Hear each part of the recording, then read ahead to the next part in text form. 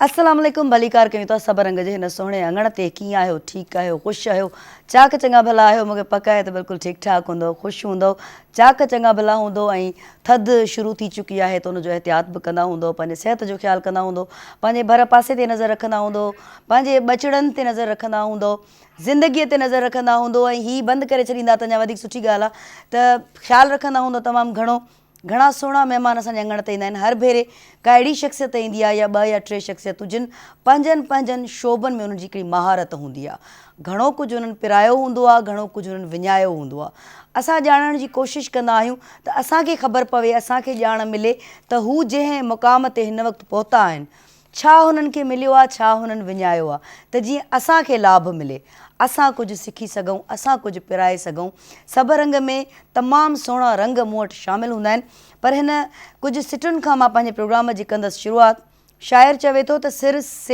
सजदे में हुजे ऐं दिलि में दगाबाज़ी हुजे सिर सजदे में हुजे ऐं दिलि में दगाबाज़ी हुजे अहिड़े सजदे खां भला कीअं ख़ुदा राज़ी हुजे माना असीं केतिरा बि सजदा छो न कयूं पर जेकॾहिं नीयतूं साफ़ु न आहिनि त उहे सजदा असांजे रब खे बि क़बूल न आहिनि मतिलबु नीयत ते सभु कुझु ॿधलु आहे ॾाढा सुहिणा महिमान अॼु मुंहिंजे अंगण ते आहिनि पहिरीं शख़्सियत त अहिड़ी आहे जो मां परेशान थी वियसि जॾहिं मूं संदनि प्रोफाइल ॾिठो मूं सोचियो पिए त मां शुरूआति किथां खां कंदसि किथां खां मां ॻाल्हियुनि जी शुरूआति कंदसि पर कचेरियूं आहिनि कचेरियुनि में इलाही ॻाल्हियूं निकिरंदियूं ऐं ख़बर पवंदी साईं मुख़्तलिफ़ यूनिवर्सिटीज़ में रहिया आहिनि बहराइन यूनिवर्सिटी आहे हमदर्द यूनिवर्सिटी आहे NID यूनिवर्सिटी आहे दाऊद यूनिवर्सिटी आहे पाकिस्तान इंजीनियरिंग काउंसिल पारां 18 अक्टूबर ते जेको आहे सो इस्लामाबाद में जेको आहे सो खेनि ऐवान सदर में गोल्ड मेडल मिलियो एक्सीलेंस अवॉर्ड मिलियो लाइफ टाइम अचीवमेंट अवॉर्ड मिलियो रिसर्च सुपरवाइज़र पिणु आहिनि केतिरा ई अवॉर्ड उन्हनि खे मिलिया आहिनि हाणे केतिरा अवॉर्ड मां लिखी न सघियसि मूं चयो साईं खां पुछंदासीं ऐं केतिरनि ई जेको आहे सो ॾेही तोड़े परॾेही तालीमी ऐं तहक़ीक़ी जेके टीमूं आहिनि उन्हनि जा मेंबर पाण रहिया संदनि किताब पिणु मौजूदु आहिनि ऐं मां सिंधीअ में तर्जुमो करे ॿुधाईंदसि साईं अंग्रेज़ी में ॿुधाईंदा हिकिड़ो किताबु आहे ग़लतीअ जी सुञाणप ऐं डिजिटल सर्किट ॼाण ते लिखियलु हिकिड़ो किताबु आहे उन हवाले सां साईं वरी अंग्रेज़ी में बि ॿुधाईंदा छो त मुंहिंजो कमु सिंधीअ में ॻाल्हाइणु आहे निज सिंधीअ में सो साईं उर्दू अंग्रेज़ी ॿिन्ही में ॻाल्हाए सघनि था ॿिया किताब खोड़ आहिनि जिन ते पाण ॻाल्हाईंदासीं साईं प्रोफेसर डॉक्टर मोहम्मद इल्ताफ़ मुकाती अस्सलाम वालेकुम वालेकुम सलाम सर ख़ुशि आहियो ठीकु आहियो अल्लाह का शुक्र है भलीकार कयूं था तव्हांखे एवरीथिंग इज़ ओके वेलकम करते हैं हम आपको सर सबसे पहले मैं पाकिस्तान टेलीविज़न का डॉक्टर सुलंगी का और आपका शुक्रिया अदा करता हूँ कि because of you people I have got an opportunity to be a part of this कचेरी बिल्कुलु कचेरी बिल्कुलु असां कचेरी में आहियूं शामिलु ऐं मुंहिंजे प्रोग्राम जो फॉर्मेट बि ईअं हूंदो आहे त कचेरी हूंदी आहे ॿी वरी जेका मूं वटि शख़्सियत आहे जॾहिं असां कानून जी ॻाल्हि कंदा आहियूं लॉ जी ॻाल्हि कंदा आहियूं त हर भेरे मां ज़रूरु हिकिड़ी ॻाल्हि कंदी आहियां माण्हुनि जो हिकिड़ो तसवुरु ठहियलु आहे त कानून असांखे इन करे पढ़णो आहे छो त मूंखे वकील थियणो आहे जस्ट मूंखे वकील थियणो आहे दुकानु खोलणी आहे पैसो चङो भलो आहे इन लाइ पर मां सम्झां थी ऐं उन्हनि खां बि पुछंदासीं त कानून असां इन लाइ पढ़ंदा आहियूं त जीअं असांखे उसूलनि जी ज़ाब्तनि जी ख़बर पवे उहे हर ज़िंदगीअ में हर ॻाल्हि में अचनि था ट्रैफ़िक जा ज़िंदगीअ जा हादसनि जा वाक़िअनि जा जेतिरा बि कानून उन जी ॼाण हुजणु ज़रूरी आहे आम तौरु ख़ासि माण्हूअ खे उन लाइ जेकॾहिं असां लॉ में वञूं था लॉ पढ़ूं था त असांखे उहो ॾाढो फ़ाइदो थींदो असांखे ख़बर पवंदी जेकॾहिं को ट्रैफ़िक पुलिस वारो असांखे रोके थो त असां उन खां बि सवाल करे सघूं था त जेकॾहिं तो मूंखे रोकियो आहे त छा तो वटि हिन शइ जो लाइसेंस आहे या छा तूं इन अहल आहीं त असांखे इन लाइ बि कानून जी ॼाण तमामु ज़रूरी आहे तमामु प्यारो असांजो दोस्त बि आहे पर सदाईं करंट अफेयर्स में आयो आहे अॼु परेशान हो त अॼु करंट अफेयर्स आहे छा मूं चयो अॼु अथई कचेरी अॼु पाण कंदासीं कचेरी तुंहिंजी ज़िंदगीअ ते ॻाल्हाईंदासीं अॼु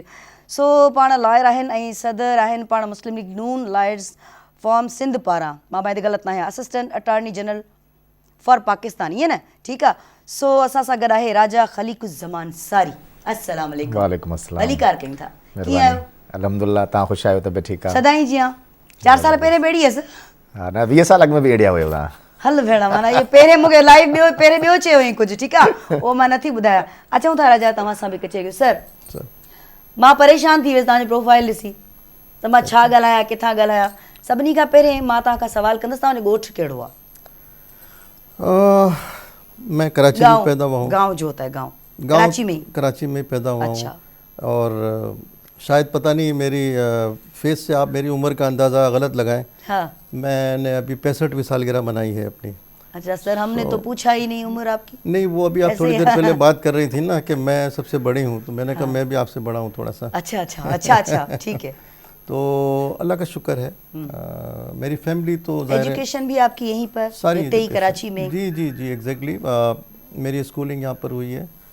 जब मेरी स्कूलिंग थी वो 60s का ज़माना था। फिर 70s में मैं फिर ये दाऊद यूनिवर्सिटी में आया था उस वक्त, यू नो। तो I have passed lot of ups and downs and struggled a lot, because ये सबसे बड़ा लाइफ का एक अचीवमेंट होता है कि आप जो कुछ भी बने वो अपनी सेल्फ स्ट्रगल से बने। बिल्कुल। उसका एक अलग मज़ा होता है। बहुत से पेरेंट्स की तरफ से विरसा मिले और उसमें फिर आप वो उसमें उतना पता नहीं चलता कि लाइफ होती क्या है। एग्जैक्टली, बिल्कुल ही है। तो अल्लाह की मेहरबानी से लाइफ में जितनी भी स्ट्रगल की हैं तो अल्लाह ताला ने मुझे हर जगह पे सुरखरू किया है। ज़बरदस्त। और जब मैं स्कूल में था तो जाहिर है कि मेरे जहन में था कि मैं आगे जाके अपना कैरियर में क्या करूँगा। तो मेरे जहन के कोने में तो ये था कि मैं एक अच्छा उस्ताद बन सकता हूँ। अच्छा। उसकी वजह यह है कि एक तो मुझे एस्ट्रोलॉजी का बड़ा शौक़ था, एस्ट्रोलॉजी पढ़ने का बड़ा शौक़ था। और एस्ट्रोलॉजी में अगर आप देखें तो जो दिसंबर में जो लोग पैदा होते हैं वो सेजिटेरियस होते हैं, और उनका जो रूलिंग प्लैनेट होता है वो जुपिटर होता है। तो Jupiter planet is non as a planet of philosopher या प्लैनेट ऑफ फिलोसफी। अच्छा। हाँ, ये है बस। और मैं थोड़ा सा बिलीव भी करता हूँ। अच्छा। आजकल तो एस्ट्रोलॉजी में MS और PhD कराया जाता है बाहर के मुल्कों में, तो उसका मतलब there is something there, you know. अब ये हो सकता है कि बहुत सारे लोग इसको बिलीव ना करें, लेकिन मेरा बिलीव है कि ये चीज़ें अपनी जगह असां जो घट यकीन है। हाँ, बिल्कुल यकीन है ना। हमारा भी कम यकीन है, मतलब नहीं, हाँ, मैं आपको कुछ चीज़ें ऐसी बता सकता हूँ क्योंकि कचहरी है ना, तो इसमें तो हम जो भी चाहें। मैं बहुत सी पूछे, मैं भी पूछूंगी, राजा भी पूछेगा। अच्छा, मैं नाज़रीन तव्हांखे ॿुधाईंदी हलां त स्क्रीन ते असांजो नंबर थोड़ी देर में अची वेंदो। सो अॼु टेक्निकल को इशू मां भाया थी कोन्हे, सो कॉल कजो, शामिल थीजो। जेकॾहिं बिजली आहे त महिमाननि खे गौर सां ॾिसिजो, ॿुधिजो। ऐं स्क्रीन ते नंबर हींअर हली रहियो आहे। ऐं महिमाननि खे गौर सां जॾहिं ॿुधंदो ॾिसंदो त सवाल करण में तव्हांखे सवलाई थींदी। ऐं टीवीअ जो आवाज़ु जॾहिं बंदि कंदो त हिक ॿिए खे ॿुधी सघंदासीं, सम्झी सघंदासीं, ॻाल्हि ॿुधाए बि सघंदासीं, ॻाल्हि ॿुधी बि सघंदासीं। ठीकु आहे? सो इंतज़ारु आहे तव्हांजो। जी सर। तो स्कूलिंग के बाद जाहिर है कि कॉलेज की लाइफ, और कॉलेज में उस वक्त दाऊद कॉलेज में इंजीनियरिंग प्रोग्राम होता था। तो मेरे जहन में था कि मैं पहले तो इंजीनियर बनूंगा और फिर मैं अपना कंट्रीब्यूट करूंगा सोसाइटी में। तो अल्लाह की मेहरबानी से, अल्लाह का शुक्र है, उस ज़माने में तो कॉलेजेस इतनी थी नहीं। 70s की बात करता हूँ। There was only 2 engineering colleges in Karachi. एक तो NED यूनिवर्सिटी थी, एक दाऊद कॉलेज थी। बिल्कुल। और बहुत टफ कंपटीशन होता था, तो एक नंबर से भी एडमिशन रह जाता था। तो अल्लाह का शुक्र है एडमिशन हो गया। और फिर 4 साल के बाद जब मैंने BE डिग्री ली तो मेरी फर्स्ट पोजीशन थी 3 सर, ये तो आप आ गए सीधा अपने मतलब यूनिवर्सिटी के वक्त पे। हम तो अभी आपके थोड़ा सा बचपन में भी घूमने की कोशिश कर रहे हैं। असां थोड़ा तव्हांजे नंढपण में भी थोड़ो कोशिश कयूं पिया त ॾिसूं नंढपण में तव्हां ॾिंगा हुयो, थदा हुयो, कूल थे, लड़ाकू थे, क्या बचपन में किस तरह के मिजाज के थे आप? हाँ, बचपन में जो मिजाज था वो थोड़ा सा ऐसा था कि after several years of my parents marriage I was born. यानी मेरे पेरेंट्स की 10 साल के शादी के बाद मैं पैदा हुआ था, तो मैं बहुत लाडला था। हाँ। और फिर मैं अपने ग्रैंडफादर का ग्रैंडसन भी था, तो बहुत ज़्यादा मुझे लाड प्यार मिला था। तो थोड़ा सा वो लाड प्यार की वजह से आदमी थोड़ा सा बिगड़ भी जाता है। थोड़ा नहीं, हाँ, लेकिन मैं अल्लाह का शुक्र है कि मेरी जो मेरी फैमिली के लोग थे, इन्होंने लाड प्यार के अलावा मुझे अच्छी तालीम भी दिलाई। स्कूल लेवल पे तो अच्छी स्कूल में था मैं। आपको शायद याद हो, फजलुर रहमान मेमोरियल स्कूल उस ज़माने में बड़ा स्कूल था। एक ज़माने में उसकी प्रिंसिपल हसीना मोइन भी थी, वो बहुत बाद में बनी थी। मैं उससे बहुत पहले हाँ, मैं तो पहले की बात कर रहा हूँ। तो हाँ, गुस्सा थोड़ा सा है टेम्परामेंट में। और लेकिन अदर देन दैट जो चीज़ अल्लाह ने मुझे दी है, मैं समझता हूँ कि वो एक गॉड गिफ्टेड ही होती है। वो है कि मुझे बचपन से डिसिप्लिन में रहने का बड़ा शौक़ था। अच्छा। यानी अगर मैं किसी को टाइम दे दूँ कि मुझे फ़लाँ टाइम पे पहुँचना है, तो मैं उसी टाइम पे पहुँचता था, पाबंदी से। और आज भी अल्लाह का शुक्र है कि मैं आपके स्टूडियो में भी उसी टाइम पे आया जिस टाइम पे डॉक्टर सोलंकी ने मुझे बुलाया था। ज़बरदस्त। तो मैं समझता हूँ कि इस सिलसिले में मैंने चीज़ें भी अपने स्टूडेंट्स को बताई हैं। मैंने कहा जो टाइम की पाबंदी, पंक्चुअलिटी क्यों ज़रूरी है। ठीक है, अगर आप पहले पहुँचते हैं तो इसका मतलब है आपको अपने टाइम की कदर नहीं है। अगर आप बाद में पहुँचते हैं तो इसका मतलब है आपको दूसरों के टाइम की कदर नहीं है। बिल्कुल सही। तो इन दोनों चीज़ों को सामने रख के मैं ये कहता हूँ हमेशा टाइम पे पहुँचें। अब ये और बात है कि हमारे माशरे में, सिस्टम में, अब मिसाल के तौर पे शादी कार्ड पे आप डेट और टाइम देख लें, जिस टाइम पे बुलाया जाता है उस टाइम पे तो घर के अपने लोग भी नहीं आए होते। ज़हन ठहल हूंदो आहे त केर ईंदो 10 वगे केर ईंदो। डिस्पाइट दैट जो कार्ड पे टाइम में मैं पहुंच जाता हूँ, भले मैं अकेला वहाँ पर हूँ, ये एक मेरी साइकी है। क्योंकि अगर मैं पंक्चुअलिटी नहीं करूँगा तो मेरे बच्चे और मतलब नंढे हूंदे खां वठी उसूलनि जा पाबंद रहियो। बिल्कुल उसूलनि जा पाबंद। ठीकु आहे, हाणे उसूलनि जी ॻाल्हि पिया कयूं, मतलब लॉस जी ॻाल्हि पिया कयूं, मतलब कानूननि जी ॻाल्हि पिया कयूं, त असां वटि लॉयर ॾाढो प्यारो प्यारो सदाईं सुहिणी सुहिणी स्माइल सां हूंदो आहे माशाअल्लाह सां। अलाह से तव्हांखे वरी ॼमार ॾियईं, कामयाबु करे। आमतौर ते माण्हुनि जो जेको तसवुरु आहे न, जेको मूं शुरूआति में ॻाल्हि कई त रुगो वकील इन करे थियणो आहे जो कमाई सुठी आहे, डॉक्टर बि इन करे थियणो आहे, इहो तसवुरु छो आहे, छाजे लाइ आहे? असां वटि जेको एजुकेशन सिस्टम आहे उन में असां शुरू खां वठी करे ख़ासि तौर ते पाकिस्तान जे अंदरि या इवन हिन सब कॉन्टिनेंट में इहो रहियो त बाबा पढ़णो आहे छो जो असांखे नौकिरी हासिलु करणी आहे, ऐं नौकिरीअ जे लाइ ई पढ़णो आहे। त इन जो मतिलबु आहे त बाबा जेका बि फील्ड में तव्हांखे वञिणो आहे, जेको बि तव्हांखे ख़ासि तौर ते जेके प्रोफेशनल एजुकेशन्स आहिनि उन में तव्हांखे जॾहिं वञिणो आहे त उन में बुनियादी फोकस इहो हूंदो आहे त बाबा इन खां पोइ तव्हांखे कमाइणो आहे या नौकिरी करणी आहे। असां वटि कानून जेका फील्ड आहे basically law is basically a common sense. हिकु त इहो प्रिवेल कर, ॿी शइ इहा आहे त पाकिस्तान जे माण्हुनि लाइ ज़रूरत इन अमर जी आहे त उन्हनि खे पंहिंजा बुनियादी हक़ ख़बर हुजणु घुरिजनि, उन्हनि खे पंहिंजा कॉन्स्टिट्यूशनल राइट ख़बर हुजणु घुरिजनि, उनखे पंहिंजा फंडामेंटल राइट्स ख़बर हुजणु घुरिजनि। त असांखे काफ़ी सारा माण्हू आहिनि, जीअं तव्हां शुरू में पंहिंजे इंट्रो में बि चयो त ट्रैफिक वारा असां वटि जंहिं तरीक़े सां उन्हनि जा बि प्रोसीजर रूल्स आहिनि, कानून आहे, असां वटि जंहिं तरीक़े सां माण्हुनि खे उहे ट्रीट कनि था, जॾहिं माण्हुनि खे अवेयरनेस हूंदी त हुननि खे पंहिंजे हक़नि जी बि ख़बर हूंदी त मुंहिंजा केतिरा हक़ आहिनि, मूंखे कोई कहिड़ी तरीक़े सां रोके सघे थो ऐं कहिड़ी तरीक़े सां नथो रोके सघे। अहिड़े तरीक़े सां असां वटि जेको पुलिस स्टेशन्स जो कल्चर आहे, थाणनि जो कल्चर आहे, उते जीअं हाणे 154 आहे, तव्हांखे FIR लॉन्च करणी आहे, तव्हांजी फर्स्ट इंफॉर्मेशन रिपोर्ट आहे, ऐं कानून में आहे त जेको बि माण्हू वञे थो, जेको दाही आहे उहो जॾहिं पहुचे थो त पोइ उनजी फर्स्ट इंफॉर्मेशन रिपोर्ट उनखे दर्ज करणी आहे। पर असां वटि काफ़ी सारा इहे शयूं हूंदियूं आहिनि त थाणा इन करे कल्चर बणिजी वियो आहे त नथा फर्स्ट इंफॉर्मेशन रिपोर्ट वठनि, छो जो पोइ उन में क्राइम रेट उन एरिया जो वधी थो वञे त उनखां पोइ नौकिरी ख़तरे में थी पइजी वञे, त ओवरऑल स्ट्रक्चरल मसइला बि थियनि था। इन करे माण्हुनि जे लाइ इहो तमामु ज़रूरी आहे त माण्हुनि खे पंहिंजा बुनियादी हक़ ख़बर हुजणु घुरिजनि। मां काफ़ी अरसे ताईं सिंधी अख़बार आहे अवामी आवाज़, उन में जेके फंडामेंटल राइट्स जे हवाले सां सिंधी में हिकिड़ो चैप्टर लिखंदो रहियो आहियां, जंहिंमें हर ॾींहं ते हिकिड़ो नओं राइट जेको माण्हुनि जे हक़ आहिनि उन्हनि सां आगाही जे हवाले सां हिकिड़ो हूंदो हुयो। मां इहा ख़िदमत कई आहे ऐं मां सम्झां थो त असां मां हर माण्हूअ खे, जेके बि लॉ जी फील्ड सां रिलेटेड माण्हू आहिनि, उन्हनि खे पंहिंजी जेका प्रोफेशनल प्रैक्टिस आहे उन सां गॾोगॾु इहा सर्विसिस बि सोसाइटी खे ॾियणु घुरिजे, जंहिंमें अवेयरनेस हुजे ऐं माण्हुनि खे ख़बर पवे त उन्हनि जा बुनियादी हक़ कहिड़ा आहिनि ऐं हुननि जा लीगल राइट्स कहिड़ा आहिनि, ख़बर हुजणु घुरिजे। कहिड़ा आहिनि स्पेशली अहम सवाल मां तव्हां खां ज़रूरु कंदसि, जेको मां उन ॾींहुं बि हिकिड़े असांजे लॉयर खां कयो हुयो, त जेको ही कोट जो कारो ई रंग आहे ऐं वाइट शर्ट आहे, इन जो छा बुनियादी तसवुरु आहे? ॾिसो, बेसिकली इट्स अ यूनिफॉर्म, हिकिड़ो वकील जो यूनिफॉर्म आहे, इवन जजिस बि इहा यूनिफॉर्म वेयर कनि था। पर असां वटि जेको ब्लैक एंड वाइट तक़रीबन साईं बि करेक्ट करे जेकॾहिं ॿुधाईंदो त असां चवंदा आहियूं black and white in writing, जॾहिं का बि शइ लिखत में अचे थी त उनखे असां ब्लैक एंड वाइट हिकिड़ो तसवुर बि आहे त बाबा उनखे ईडियम आहे अंग्रेज़ी जो फ्रेज़ आहे त उनखे ब्लैक एंड वाइट में असांखे का शइ ॾियो। ऐं ॿियो उन में इहो आहे त सच ऐं कूड़ जे हवाले सां बि इहे सभु मिथ्स आहिनि, बेसिकली किथे लिखियलु कोन्हनि, पर माण्हू चवंदा आहिनि त सच ऐं कूड़ में फ़र्क़ु करण जो नालो बि आहे। असां जॾहिं ब्लैक जी अछो कारो ज़ाहिर थिए त इहे सभु शयूं हुनजे पोयां आहिनि। बहरहाल पर इंटरनेशनली पूरी दुनिया जे अंदरि एडवोकेट्स जो इहो यूनिफॉर्म आहे, ब्लैक एंड वाइट। पर माना बुनियादी जेकॾहिं असां सम्झूं त तव्हां इहा ॾाढी सुठी ॻाल्हि सम्झाई, ॿुधाई, जेका आम माण्हुनि खे घटि ख़बर हूंदी आहे त अछे कारे जी ख़बर पवे ऐं सच ऐं कूड़ में तमीज़ थी वञे, सच सच थिए, कूड़ कूड़ थिए, ऐं उहो कीअं थींदो, उहो एविडेंस सां थींदो। उहो तव्हांजे जेके बि साम्हूं सबूत हूंदा, छो जो कानून जी नज़र में सभु बराबरि हूंदा आहिनि। हू मुदई खे बि ओतिरो ई अहमियत ॾींदो आहे जेतिरी मुल्ज़िम खे अहमियत ॾींदो आहे। मुल्ज़िम खां मुजरिम थियण ताईं जेको प्रोसेस आहे उहो ई त बुनियादी तौर ते असांजो जेको जुडिशियल स्ट्रक्चर आहे, प्रोसीजर आहे, कानून आहे, उहो ई साबित कंदो। ऐं अहिड़े तरीक़े सां इंसाफ़ थियणु घुरिजे जो जंहिंजे ख़िलाफ़ फ़ैसिलो वञे थो उनखे बि इहा ॻाल्हि सम्झ में अचणु घुरिजे त मूंसां इंसाफ़ थियो आहे। कॉल बाहे मोकल हुजे त कॉल रिसीव कयां? बिल्कुलु बिल्कुल। अस्सलाम वालेकुम।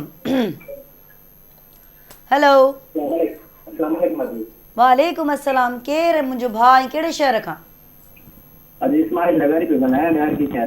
इस्माइल भाउ कीअं आहियो? ठीकु आहियो? चाक चङा भला? वॾी थधि लॻी पई हूंदी ॾहरकीअ में? छा पुछणु चाहींदो? मां बिल्कुलु ठीकु आहियां, दुआ लॻी पई आहे। छा चवंदो, छा पुछंदो? बसि माशाल्लाह महिमान तव्हांजा बहितरीन आहिनि, तव्हांजी अंसारी साहब बि आहे, तव्हांजी इस्ताद साहब बि आहे, काचारी जेकी आहे तव्हांजी गौर सां ॿुधूं था पिया, ऐं अलाह ते तव्हांखे ख़ुशि रखे, ऐं जेके महिमान आया आहिनि उन्हनि खे बि अलाह ते ख़ुशि रखे, ऐं पूरी टीम खे तव्हां सलाम ॾींदासीं, ऐं सलाम करण जे लाइ बि असां फ़ोन कई पिया, ऐं प्रोग्राम बि ॾिसूं पिया गौर सां, ऐं ॿुधूं बि पिया साईं जूं ॻाल्हियूं बि, कानून जे लॉ जे बारे में बि ॿुधूं था पिया। को सवाल कोन्हे ज़हन में जी अजी कानून जे हवाले सां या तालीम जे हवाले सां? को ज़हन में सवाल नथो अचे? न सुवाल न, पहिरियों ॿुधूं था पिया न, पहिरें ॿुधो पिया, ठीकु आहे, ठीकु आहे, ठीकु ॿीहर आहे, फोन कंदा। ठीकु आहे, तव्हां पोइ पहिरें ॿुधो, ठीकु आहे, ॿुधण खां पोइ मुंहिंजो दोस्त आहे पंहिंजो महफूज़ रहमान भुट्टो साहब बोटी मां, तव्हांजो दोस्त आहे, पर तव्हांजे दोस्त जो नालो सम्झ में कोन आयो। महफूज़ रहमान भुट्टो साहब। महफूज़ रहमान भुट्टो। महफूज़ रहमान भुट्टो साहब, उन्हनि खे सलाम ॾियूं। न उहो ॾिसनि था प्रोग्राम, उहे बि ॾिसनि था, जेके बि ॾिसनि था असांजा भाइर भेणूं, सभिनी खे सलाम, ठीकु आहे। ठीकु आहे, महिरबानी। कुर्ब कुर्ब मोहबतूं। छा जो भाउ जेको आहे सो पहिरें ट्राए कंदो आहे न, छो त कलाक त ट्राए करण में बि लॻंदो आहे, सो इन करे ख़ुशी थींदी आहे जॾहिं कॉल लॻी वेंदी आहे, त कॾहिं कॾहिं विसरी वेंदो आहे, त मूंखे कॉल त लॻी विया, पर हाणे मां पुछां छा, सो इहा बि एक्साइटमेंट हूंदी आहे, नंढपण में असांखां बि थींदी हुई। अच्छा सर, जीअं राजा ॻाल्हि कई पे त कानूननि जी, उसूलनि जी, ईअं ई एजुकेशन जे हवाले सां बि पहिरें वारो जेको वक़्तु हूंदो हुयो, असां उस्तादनि खां डिॼंदा हुआसीं, उस्ताद जे अॻियां असां अखि खणी कोन ॻाल्हाए सघंदा हुआसीं, एतिराम बि हूंदो, अॼु ताईं बि हीउ वक़्तु आहे त असां उन्हनि उस्तादनि खे ॾिसंदा आहियूं त असां माना ॻाल्हाए न सघंदा आहियूं, अखियूं सन हेठि। हाणे वारे वक़्त में ईअं छो कोन्हे को? आपने बहुत उम्दा सवाल किया है, और I would like to give the answer in much detail, है ना। असल में हमारे जो तालीमी सिस्टम है पाकिस्तान का, मैं तो तकरीबन 41 ईयर्स से पढ़ाता हूँ, और 41 ईयर्स में कोई 17 साल मैंने गवर्नमेंट जॉब भी किया है। उस गवर्नमेंट जॉब में भी वो रिसर्च सुपारको में किया है मैंने काम, जो स्पेस एजेंसी है स्पेस तो वहाँ पर भी मेरा रिसर्च और तहकीक और इस तरह का काम होता था। सो इनफैक्ट पूरे इंटायर मेरे कैरियर में what I have come to the conclusion कि जो हम यहाँ पे तालीम देते हैं स्कूल लेवल से लेके और ऊपर तक, उसमें तालीम तो है, तरबियत कहीं भी नहीं है। बिल्कुल सही। और जिस मुल्क में बच्चों को तरबियत ना दी जाए, उसका फिर रिजल्ट्स बहुत ख़राब निकलते हैं, जो आज हम फेस कर रहे हैं। वो तरबियत स्कूल में मिलंदी है या घर का शुरू थींदी है? घर का शुरू थींदी है। सबसे पहली जो माँ का गोद है, माँ जब बच्चा पैदा होता है, आप देखें अल्लाह ताला का ये निज़ाम है कि बच्चा पैदा जब होता है 9 महीने पहले माँ जो खाती है वो बच्चे में जा रहा होता है। बिल्कुल। माँ जो देखती है, माँ जो सोचती है, वो बच्चे के अंदर रिफ्लेक्ट हो रहा होता है, अंदर जा रहा होता है। ये मैंने बहुत अच्छी तहकीक की है इस पर। इसका मतलब उस 9 मंथ्स के पीरियड में माँ के लिए एक बहुत बड़ा एक इम्तिहान होता है। यानी आई have got some research papers where they have confirmed and where they have obtained the results कि अगर माँ कोई उस दौरान हॉरर मूवी भी देखती है तो बच्चे की साइकोलॉजी पे बड़ा फ़र्क पड़ता है। I mean this is the level of attachment of new born along with the base माँ है। बेस माँ है। अच्छा, बिल्कुल अम्मा है। बच्चा पैदा होने के बाद फॉर द नेक्स्ट 3-4 ईयर्स जब तक वो स्कूल नहीं जाता, वो सारा जो ऑब्जर्व करता है घर के अंदर, वो अपनी वो उसकी शख्सियत बनती है। ठीक है। अनफॉर्चुनेटली यहाँ पर आजकल के इस मशीनी दौर में और फास्ट दौर में पेरेंट्स के पास इतना टाइम नहीं है कि बच्चे को बुला के बिठाएं और कहें कि बेटा या बेटी जो भी है कि आप जो है वो ये ना करें और ये करें, लाइफ के लिए आपका अच्छा है। नतीजन ये होता है कि वो स्कूल जाता है तो उधर भी तरबियत पे, हमारी कोई किताब में तरबियत पे जोर नहीं होता, तालीम पे होता है। अब बस आप ये, और तालीम भी इस तरह की कि आप अगर रट्टा लगाने में मास्टर हैं तो फिर तो आप आते रहेंगे, फर्स्ट डिवीज़न, फर्स्ट पोजीशन सब आती रहेंगी, मगर एट द एंड क्या है, या रट्टो या वरी पोयां बैक है। बिल्कुल बिल्कुल बिल्कुल 100%। For in during my career I visited several countries. तो मैं आपको एक किस्सा छोटा सा सुनाता हूँ, वहाँ से आपको अंदाज़ा होगा कि तरबियत क्यों इतनी ज़रूरी है। मैं एक दफ़ा 98 में मैं स्विट्ज़रलैंड गया था, एक ट्रेनिंग पे गया था। तो हम स्विट्ज़रलैंड के एक और दूर के इलाके में एक छोटा सा शहर था, उधर हम गए। उधर गए, बिल्कुल सन्नाटा, मतलब रोड वोड सारे नो जैसे गांव में आबादी होती है, लेकिन उनका गांव हमसे भी हमारे शहरों से भी बहुत अच्छा होते थे, और जो बेसिक फैसिलिटीज़ होती थी।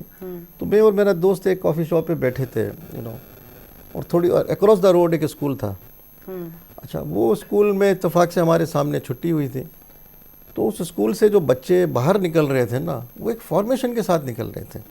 एक वॉलंटियर थी जिनका येलो कलर का जैकेट था, 2 बच्चे इस हाथ में, 2 बच्चे बहुत छोटे बच्चे थे, आई मीन 6 से 10 साल की उम्र के होंगे, हाथ पकड़ के उसको रोड क्रॉस करा रही थी, जबकि रोड पे कोई ट्रैफिक नहीं था। अब इन कॉन्ट्रास्ट हमारे यहाँ देखें, बड़े से बड़े स्कूल में भी देखें, जब छुट्टी होती है तो बच्चे ऐसे रश करते हैं जैसे वो कैद से आज़ाद हुए हैं, आज़ाद, बिल्कुल कैद से आज़ाद हुए हैं, और कोई इधर भाग रहा है, कोई उधर भाग रहा है। तो मैंने अपने दोस्त से कहा कि यार, इन बच्चों को जो 6 और 8 साल की उम्र में जो डिसिप्लिन है, यकीनन ये बड़े होके कितनी बड़ी शख्सियत बनेंगे। बिल्कुल और हमारे यहाँ इस तरह की कोई तरबियत दी ही नहीं जाती ना स्कूल में। मैं तो अब चूँकि यूनिवर्सिटी में हूँ, और मैं अल्हम्दुलिल्लाह मेरे 10,000 स्टूडेंट्स मैंने को पढ़ाया है माशाल्लाह, बिल्कुल। तो लेकिन ये है कि मैंने जो पढ़ाया वो सिर्फ किताबी बातें पढ़ाई हैं, कुछ जनरल बातें पढ़ाई हैं, अदर देन मैंने अपना कोई एक्सपीरियंस शेयर किया है। मगर एज ए सिलेबस किसी यूनिवर्सिटी में, किसी कॉलेज, किसी स्कूल में तरबियत नाम की कोई चीज़ नहीं बताई जाती, और यही सबसे बड़ा इन जी खोट किथे आ?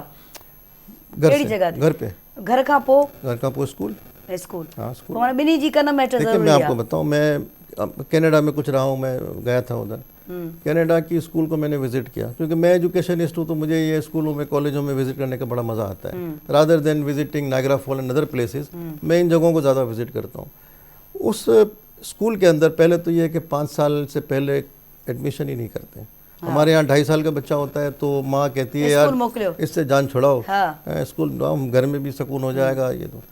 ये हमारी जो टेंडेंसी है, दिस एब्सोल्युटली रॉन्ग, बहुत ख़राब है, बहुत गलत है। वहाँ 5 साल से पहले बच्चा सोच ही नहीं सकता। अच्छा, 5 साल से पीरियड में घर में पढ़ाया, घर में पढ़ाया 5 years up to from 5 years till 12 years. देखें, ये एक रिसर्च है। अगेन मैं बार बार रिसर्च की बात इसलिए कर रहा हूँ कि मैं बेसिकली मेरा काम है रिसर्च और तालीम। एक रिसर्च ये भी है कि 12 साल की उम्र तक बच्चा जो सीखता है ना, और बच्चे में आप जो चेंजेस कर सकते हैं उसके माइंड में, उसकी साइकी में, 12 साल के बाद उसको चेंज करना बड़ा मुश्किल है। बिल्कुल बिल्कुल। 12 साल की उम्र तक जो माइंडसेट बन जाता है ना, वो फिर तकरीबन फॉर एवर, जब तक उसकी ज़िंदगी वो रहता है। ठीक है, बिल्कुल। अच्छा, अब वो क्या करते हैं, वेस्ट सोसाइटी में क्या होता है और हमारे यहाँ क्या होता है। वेस्ट में तो ये है कि जी स्कूल में बच्चा कोई बैग नहीं ले जाता। मैंने कनाडा में 4 स्कूल को विजिट किया, देयर इज़ नो बैग। उनकी बस आती है, येलो कलर की होती है, उसको स्कूल पे छोड़ती है, स्कूल में जो भी मटेरियल है उनको देना होता है, मगर ज़्यादा जोर जो है वो तरबियत पे होता है, और आपकी जो है वो उस पे होता है फिजिकल फिटनेस पे। ये फिजिकल बेसिक शयूं ये होंदियूं आहिनि, बेसिक बुनियादी शयूं। एग्जैक्टली। अच्छा, मैंने वहाँ के टीचर से बात की कनाडा के कि भाई आप कैसे तरबियत देते हैं, तो उनको वो ऐसे ऐसे इनके जो बड़े जो नोबल लॉरिएट्स हैं या बड़े जो लोग हैं वहाँ पर, बड़े बड़े नाम पैदा करते, उनके मुतालिक फिल्में दिखाते हैं और उससे उनको इंस्पायर करते हैं, और फिर वो बहुत सारे गैजेट्स होते हैं इनके पास।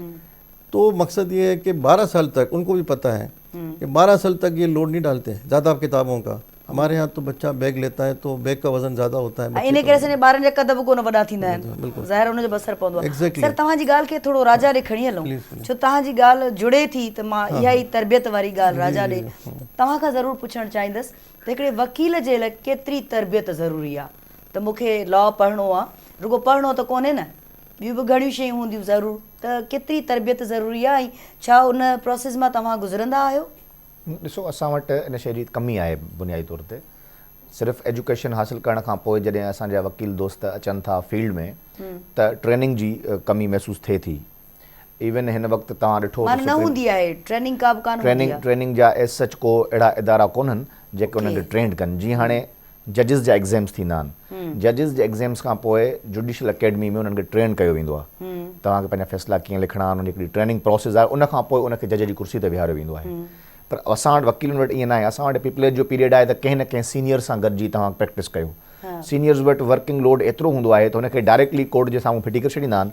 हुन वटि का ख़ासि ट्रेनिंग न हूंदी आहे त असांखे कोर्ट में अपीयर कीअं थियणो आहे, लीगल एथिक्स छा आहिनि, असां वटि प्रोफेशनल एथिक्स छा आहिनि, असांखे कहिड़े तरीक़े सां कोर्ट में बीहणो आहे, कहिड़े तरीक़े सां ॻाल्हाइणो आहे।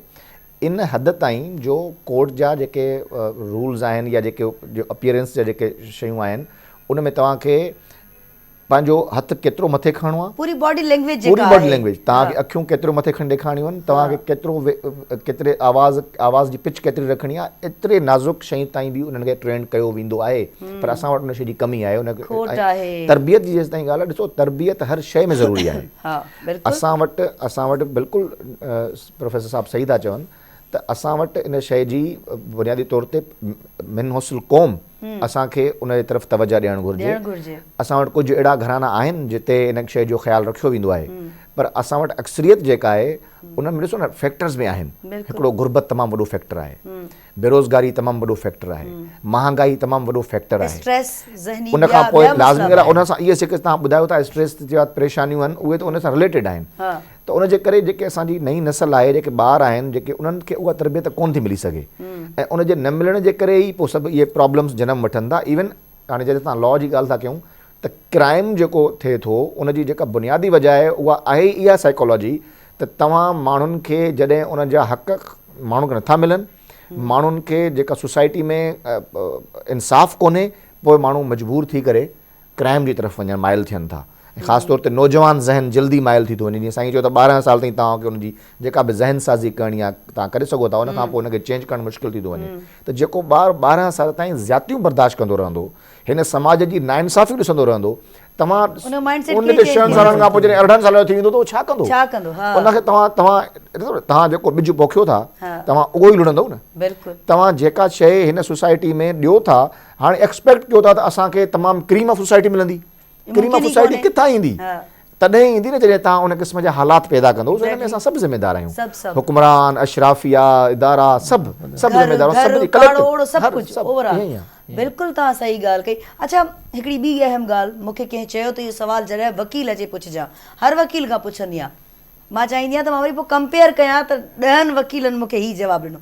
मूंखे इहो ॿुधायो त मां आम माण्हू आहियां, मुंहिंजो को केस आहे, मूंखे कीअं ख़बर पए? सभिनी खे कारो कोट आहे, अच्छी शर्ट आहे, सभु वकील ई पिया लॻो, मूंखे कीअं अवेयरनेस अचे या मूंखे कीअं ख़बर? मां पढ़ियल लिखियल बि न आहियां, मूंखे कीअं ख़बर पए मुंहिंजो हीउ केस आहे, मूंखे हिन वकील ॾे वञिणो आहे? ॾिसो, हाणे इन में ईअं ई आहे, बिल्कुलु अहिड़ी तरीक़े सां जीअं तव्हां कंहिं डॉक्टर ॾे वञो था, तव्हांखे अखियुनि में सूरु आहे, तव्हां अखियुनि जे डॉक्टर खे ॾेखारींदो, उते त अखियूं ठहियल हूंदियूं आहिनि न। हा, तव्हांखे न पुछणो बि पवंदो हॉस्पिटल में, तव्हां वेंदो, तव्हां उते ॿुधाईंदो तव्हांखे। अहिड़ी तरीक़े सां असां वटि बि बार एसोसिएशन्स आहिनि, बार काउंसिल्स आहिनि ऐं तव्हांजा जेके वकील आहिनि, जेके चैम्बर्स आहिनि, उन्हनि में तक़रीबन इहा शइ माण्हुनि खे ख़बर आहे त कहिड़ो वकील क्रिमिनल में सुठो वकील आहे, कहिड़ो वकील सिविल साइड ते सुठो वकील आहे, कहिड़ो वकील कॉर्पोरेट साइड ते सुठो वकील आहे। अॼुकल्ह त इंटेलेक्चुअल प्रॉपर्टी तमामु घणो कमु पियो थिए। आम माण्हू जॾहिं असां वटि आम माण्हू जो जेको मसइलो थिए थो न, उहो तक़रीबन या त प्रॉपर्टी जा मसइला थियनि था माण्हुनि जा, या फैमिली जा इशू थियनि था, या वरी क्रिमिनल इशूज़ थियनि था। त असां वटि इहे टई शयूं तक़रीबन हर वकील करे थो। यानी असां वटि जीअं जनरल फिज़िशियन हूंदा आहिनि, ईअं हर वकील इहे टे सिविल, क्रिमिनल ऐं फैमिली त हर प्रैक्टिस कनि था। कुझु स्पेशल प्रैक्टिसिस थियनि थियूं, जीअं हाणे इंटेलेक्चुअल प्रॉपर्टी जे हवाले सां थियनि थियूं। ठीकु आहे त हर वकील सभु शयूं गॾियल तो, छा इहो ठीकु आहे? हा, न बिल्कुलु हिन में का कबाहत न आहे, छो जो बुनियादी जेके कानून जूं जेके शयूं आहिनि उहे त कॉमन आहिनि। ठीकु आहे, सो इन करे जेकॾहिं को वकील टिनी साइड्स ते प्रैक्टिस करे थो त उन में का अहिड़ी का हिच आहे कोन, करे सघे, बिल्कुलु करे सघे। ऐं अहिड़ा सुठा वकील आहिनि जिन जी हिननि टिनी फील्ड्स ते सुठी कमांड हूंदी आहे। अहिड़ा बि वकील आहिनि? बिल्कुलु आहे। ठीकु आहे। ऐं असां बि इलाही वकील ॾिठनि, पर मां इहो चाहींदी आहियां त असांजे प्रोग्राम खां हिकिड़ो पॉज़िटिव मैसेज वञे, इन करे मां का बि अहिड़ी ॻाल्हि कोन कंदसि। सो घणी शयूं हूंदियूं आहिनि जेके असां बीइंग अ जर्नलिस्ट असां फेस कयूं आहिनि, असां ॾिठियूं आहिनि, पर असां पॉज़िटिव मैसेज ॾियण जी बि कोशिशि कंदासीं। नेगेटिव शयूं बि आहिनि, ज़ाहिर हर हंधि हूंदियूं आहिनि, हर शोबे में आहिनि, मीडिया जी फील्ड में बि आहिनि, हर शोबे में आहिनि सुठा किना। तव्हांजो थी सघे थो कहिड़े वकील सां वास्तो पियो हुजे जंहिंखे फीस न ॾिनी हुजे, फीस न ॾींदो त पोइ वकील तव्हांजो केस ख़राब बि करे सघे थो। न, असां हिकिड़े कंहिं ग़रीब माण्हूअ जो खणी विया आहियूं केस, हाणे हुन लाइ छा जी फीस? हुन वीचारो जेन्युइन इशू आहे न, छा जी फीस? अलाह जे नाले ते इलाही कम कबा आहिनि। अच्छा सर, तव्हां खां पुछणु चाहींदसि त मौसीक़ी सां चाह आहे? मौसीक़ी से दिलचस्पी ज़रूर है, लेकिन इससे पहले I would like to continue what our friend has said कि तरबियत जो है वो उसका कितना इम्पैक्ट होता है, यू नो। मैं आपको 2-3 बातें बताऊंगा, आई थिंक आपके जो ऑडियंस है उसको भी डेफिनेटली ज़रूर बढ़ेंगे। आप ये देखें कि तरबियत ना होने की वजह से हमारे अक्सर लोग रेड लाइट को क्रॉस कर लेते हैं, गाड़ी में होते हैं क्रॉस कर लेते हैं। आप ना करें, आप अच्छे सिविलियन हैं, लेकिन पीछे से इतने हॉर्न बजाएंगे कि आप भी मजबूर हो जाते हैं। यही लोग जब 2 घंटे की फ़्लाइट पे दुबई पहुंचते हैं तो सब सही हो जाते हैं। यहाँ पर प्रॉब्लम है ना कुछ। बच्चा आप देखें पैदा होता है, आप वेस्ट में कहीं भी चले जाएं, यूरोप में चले जाएं, अमेरिका में चले जाएं, आप किसी टॉय शॉप पे जाएं, 6-6 मंजिल की टॉय शॉप होती है, टॉयज़ आर अस बड़ी मशहूर मॉल है। आपको पूरे उसमें कहीं भी आपको टॉय गन नहीं मिलेगी, टॉय गन नहीं मिलेगी। हमारे यहाँ सबसे ज़्यादा फेवरेट टॉय गन ही है। टॉय गन, बच्चे वो चोर पुलिस खेल रहे होते हैं और कुछ मारते हैं, कुछ मरने की एक्टिंग करते हैं। और जस्ट इमेजिन ये 100 बच्चे प्लास्टिक की गन से खेलते हैं, उसमें अगर 2 ने भी असली गन उठा ली है आगे जाके तो ज़ाहिर साइकोलॉजिकली तो उनके ज़हन में ईंदो त इहो रांदी को आहे, पर जॾहिं ग्रो कंदा त पोइ रांदी को न हूंदो आहे। मैंने तो सिर्फ 2 की बात की है। मैं 2 बड़ी कंजर्वेटिव फिगर हैं कि 100 प्लास्टिक गन से बच्चे खेलते हैं, 2 यकीनन ऐसे होंगे जो आगे जाके एक्चुअल गन भी उठा लेंगे। और जो आजकल हो रहा है वो यही नतीजा है। और मैंने कई मरतबा अपने टॉक शोज़ में, और बहुत सारे लोग आप जैसे बुलाते हैं मुझे, मैं ये कहता हूँ कि for God sake toy guns पे बैन लगाओ। बच्चे की साइकी हम क्या बना रहे हैं। अब तो ऐसी मशीन गनें आती हैं जिसको चलने की आवाज़ भी यकीनन आपको लगेगा असली गन चल रही है। बिल्कुल। और यही होता है अनफॉर्चुनेटली हमारे ये सिस्टम में। ATM पे ज़्यादातर लोग मग होते हैं या प्रॉब्लम होता है। अक्सर लगता है कि ये प्लास्टिक की गन है, लेकिन कोई रिस्क नहीं लेता, पता नहीं यार असली ना निकल आए, तो हमारी हर माण्हू कॉन्शियस हूंदो आहे। हाँ, हर हंध ते। ठीक है। तो मैं सिर्फ तरबियत पे इसलिए ज़ोर दे रहा हूँ कि मैं समझ ला हूँ मेरी 41 ईयर्स की जो एक कैरियर है उसके कंक्लूजन पे पहुंचूं, ताकि कुछ लोगों को मेरी रिसर्च से, मेरी कंक्लूजन से फ़ाइदा पहुंचे। बिल्कुल। हाणे तव्हां रिसर्च जी ॻाल्हि कई त मां इन सां ई ॻाल्हि जुड़े थी पई। हिकिड़ी रिसर्च उहा हूंदी आहे जेका असां किताबनि खां वठंदा आहियूं, हिकिड़ी रिसर्च उहा हूंदी आहे जेका प्रैक्टिकली असां उन्हनि जॻहियुनि ते, उन्हनि प्लेसिस ते, या जेको बि असां वटि प्रोजेक्ट आहे उते वेंदा आहियूं। ॿई ज़रूरी हूंदियूं आहिनि, पर हिकिड़ा माण्हू रुॻो हिकिड़ी शइ ते फोकस कंदा आहिनि त बसि असां गूगल ते ॾिसी वरितो, किताबनि में पढ़ी वरितो, इहा ई मुंहिंजी रिसर्च आहे जेका कंप्लीट आहे। छा ईअं आहे या ॿिन्ही जी ज़रूरत आहे? ॿिन्ही जी ज़रूरत आहे। And I would like to say something else as well. आप देखें, I got your question very well.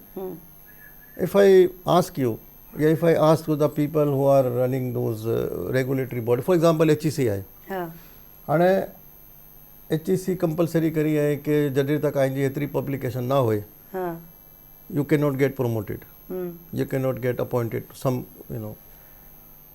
I can challenge. ऐं लाइक HEC जो मेंबर भी आहे, HEC जे अंदर 90% रिसर्च वर्क जिन जो कोई पंहिंजे सिस्टम से, पंहिंजे माशरे से ताल्लुक़ नहीं, they are not connected with our society, they are just the research paper, I don't know how the author's have produced just to get their promotions or appointments। जब आपके जहन में ये होगा कि मैं सिर्फ इसी के लिए, ये तो बड़ा नुकसान है, बहुत नुकसान है। मैंने उनके जो अरबाब इख्तियार है, मैं तो अक्सर कहता हूँ कि सर 90% आपके पास जो डेटा बेसिस हैं रिसर्च के, जो लोगों ने जमा कराएं, वो यूजलेस हैं। वो हमारी सोसाइटी से कोई रिसर्च वो करे आदमी जो सोसाइटी से ताल्लुक़ भी रखती हो। बिल्कुल, ठीक है ना। मेरे कई स्टूडेंट्स हैं जो मेरे अंडर में MS किया, PhD कर रहे हैं, सुपरवाइज़र में उनका रहता हूँ, तो मैं उस टॉपिक पे इनको एक्सेप्ट ही नहीं करता जिस टॉपिक का हमारे सिस्टम से कोई ताल्लुक़ नहीं हो। एग्जैक्टली। मैं आपको एक और अच्छी मिसाल देना चाहता हूँ जो कि तरबियत का आपको जो है ना बखूबी अंदाज़ा दे होगा कि तरबियत कितनी ज़रूरी है। बच्चे जब यहाँ पे माँ दुआ देती है बच्चे को, बच्चे को कहती है या अल्लाह मेरा बेटा शेर जैसा हो, या मेरा बच्चा टाइगर है, ये हम यूज़ करते हैं ना। बिल्कुल। ठीक है, क्यों यूज़ करते हैं? जो जानवर जो कभी इंसान को नुकसान नहीं पहुंचाते वो तो डॉग और डोंकी हैं, जो हमेशा इंसान की खिदमत करते हैं। डोंकी तो सदियों से जो है वो माल बर्दारी के और वज़न उठाने के काम आता है, और कभी भी वो इंसान को नहीं खाता। शेर तो खा जाता है, लेकिन हमारे माइंडसेट ऐसा है कि हम बच्चों को कहते हैं तुम शेर जैसे बनो। तो हो सकता है माओ के जहन में ये ख्याल हो कि जहनी तौर पर शेर जैसा हो, नहीं। हाँ, तो फिर यही होता है ना कि साइकोलॉजिकली शेर जैसा हो कि मुझे दुश्मन का मुकाबला कैसे करना है। वो गलत है ना, हमने तो ट्रेनिंग ही गलत दी ना उसको। ट्रेनिंग गलत दी। अब अगर देखें ना, डॉग और डोंकी को हम बुरे मानों में यूज़ करते हैं। किसी को गाली बकनी हो तो हम डोंकी कह जबकि देते हैं, जबकि वो काम वाले भी हैं और जबकि वफादार भी वो हैं। वफादार भी हैं, काम वाले भी हैं। इस माइंडसेट को कौन बदलेगा? आप देखें अमेरिका में एक पॉलिटिकल पार्टी का जो सिंबल है, इंतखाबी निशान डोंकी है, है। आप माइंड नहीं करना, बिल्कुल ऐसा ही है। हाँ, नहीं सर। वो डोंकी है, गधा है। हाँ हमारे यहाँ किसी पार्टी का शेर भी है। हाँ तो बहुत माइंडसेट का फ़र्क है, हाँ माइंडसेट का फ़र्क। इस माइंडसेट को चेंज करने के लिए आपको तालीमी निज़ाम में एक रेवोल्यूशन लाना पड़ेगा, इसके बगैर काम नहीं चलेगा। बिल्कुल। और वक्त वक्त जी ॻाल्हि हूंदी आहे। जी, बिल्कुल। जंहिं वक़्त में तव्हां पढ़िया हुयो हाँ, हाँ। उहो वक़्तु ॿियो हुयो, जंहिं वक़्त में तव्हांजा ॿार पढ़िया उहो वक़्तु ॿियो हुयो। हर वक़्त जी हिकिड़ी पंहिंजी पंहिंजी रिक्वायरमेंट आहे, उन सां ई माइंड सेट चेंज थींदो आहे बिल्कुलु न। change थींदो। साॻियो त नथो रही सघे, तव्हां वारी सोच मुंहिंजी नथी थी सघे, मूं वारी सोच। हाणे कलाम बि ॿुधिजे मुंहिंजे ख़्याल में, मौसीक़ी केॾा आहे, कलाम ॿुधूं थोरो, ॿुधायो। छा ख़्याल आहे? सही है। आबदा परवीन खे ॿुधिजे। Please please. So Abida Parveen जो सुहिणो कलाम आहे, पर रिमोट खे हथ न लाहिजो, छो त केॾा वसी कोन पिया वञूं, हिते वेठा आहियूं, ठीकु आहे। सो अचो त आबदा परवीन खे ॿुधूं था, एंजॉय कयूं था, वरी गॾिजूं था हिते ई।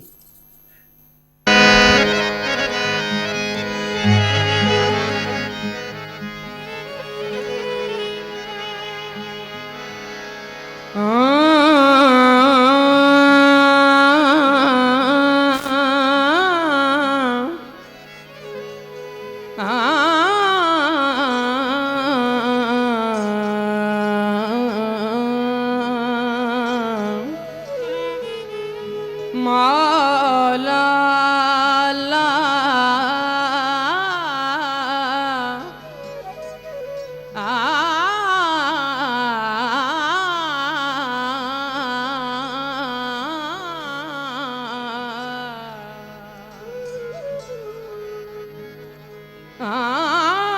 कादू न कंदियसि को बियो, कादू न कंदियसि को बियो, खथी रोई खूब मेरो ही महबूब असां मारू मन में उमर देस पंहिंजो दा विसारणो ॾुखियो आहे, उमर देस पंहिंजो वो विसारणु ॾुखियो आहे, उमर देस पंहिंजो वो विसारणु ॾुखियो आहे, उमर देस पंहिंजो दा विसारणु ॾुखियो आहे। मारुनि रिया मुंहिंजो, मारुनि रिया मुंहिंजो, मारुनि रिया मुंहिंजो वतन ही ॾुखियो आहे, उमर देस पंहिंजो दा विसारणु ॾुखियो आहे, उमर देस पंहिंजो दा विसारणु ॾुखियो आहे। मारुनि रिया मुंहिंजो, सांगनी रिया मुंहिंजो, मारुनि रिया मुंहिंजो वतन ही ॾुखियो आहे, उमर देस पंहिंजो दा विसारणु ॾुखियो आहे।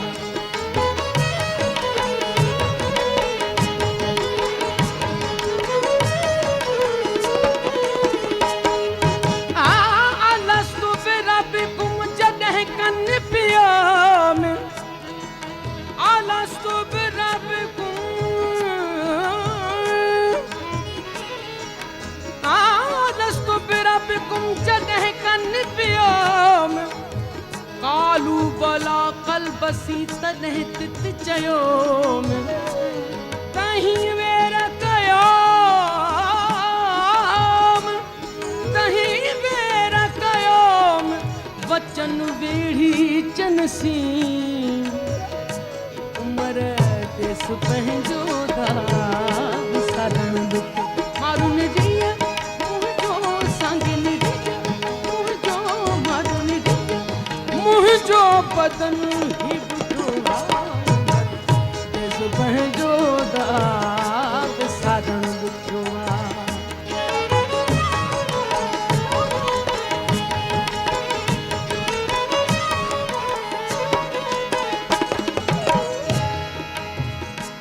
तुंहिंजा महल ऐं माड़ियूं, तुंहिंजा महल ऐं माड़ियूं असांखे कीन भायूं, तुंहिंजा महल, तुंहिंजा महल ऐं माड़ियूं, माड़ियूं माड़ियूं माड़ियूं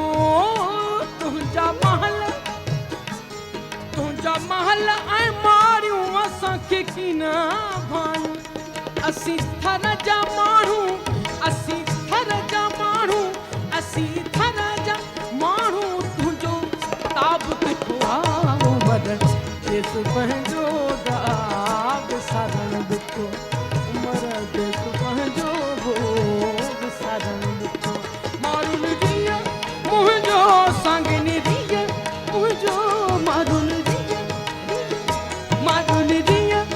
मुंहिंजो बदन ई बुखियो आहे उमर देस पंहिंजो दाग सारण ॾुखियो आहे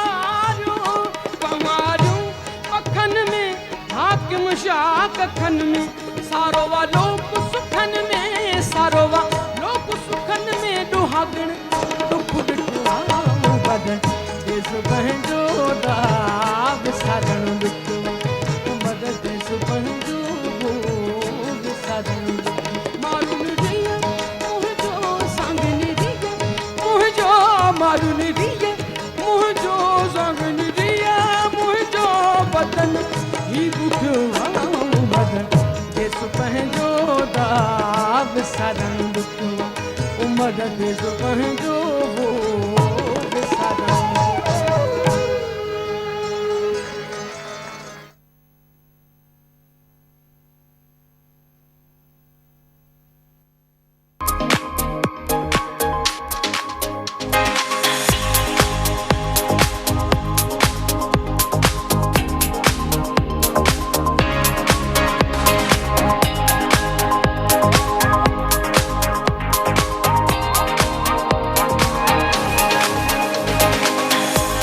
भलीकार कयूं त असां इहे खां पोइ एयरपीस किरी पियो आहे ॿुधव हीअ जेको कन में असांजे लॻंदो आहे जिते असां प्रोड्यूसर जी दड़का वड़का ॿुधंदा आहियूं न सो पियो किरी मां हींअर खणण जी कोशिशि पिया कयनि त चयनि त लाही वई बाबा हाणे मां रुॻो ॾिसंदसि साम्हूं GR बीठो आहे उनजे इशारनि खे त मूंखे छा करिणो आहे सो कचहरियुनि खे पाण उतां ई शुरू था कयूं त छॾियोसीं सुठियूं कचहरियूं हलनि पियूं मज़ेदार कम जूं ॼाण जूं ऐं असां सां ॾाढियूं सुहिणियूं ॿई शख़्सियतूं आहिनि अच्छा सर तव्हांजे त मां अचां थी पर राजा मूंखे इहो ॿुधायो हाणे जेको असांजो यूथ आहे नौजवान इलाहिनि खे मूं ॾिठो आहे त उन्हनि खे लॉ ॾांहुं अचण जो ॾाढो इंट्रस्ट आहे इलाहिनि नौजवान छोकिरनि तोड़े छोकिरियुनि खे मूं ॿुधो आहे त कचहरी थी वेंदो मूंखे लॉ करिणो आहे मूंखे लॉ करिणो बेसिकली हू कहिड़ियुनि शयुनि खे पंहिंजे माइंड में रखी पोइ अचनि सभ खां पहिरीं त हू सीरियस थी अचनि असां वटि अॻु में रिवाज इहो रहियो आहे त बाबा लॉ करणी आहे मतिलबु पार्ट टाइम करणी आहे जॾहिं कुझु न थी सघे त भले वकील थी वञे एग्ज़ैक्टली सो हाणे असां वटि छो जो इहा तमामु जदीद फील्ड थी वई आहे हिन में तमामु घणियूं लॉ जे हवाले सां अवेयरनेस तमामु घणी अची वई आहे माण्हुनि जे अंदरि हाणे लिटिगेशन तमामु घणी थी वयूं आहिनि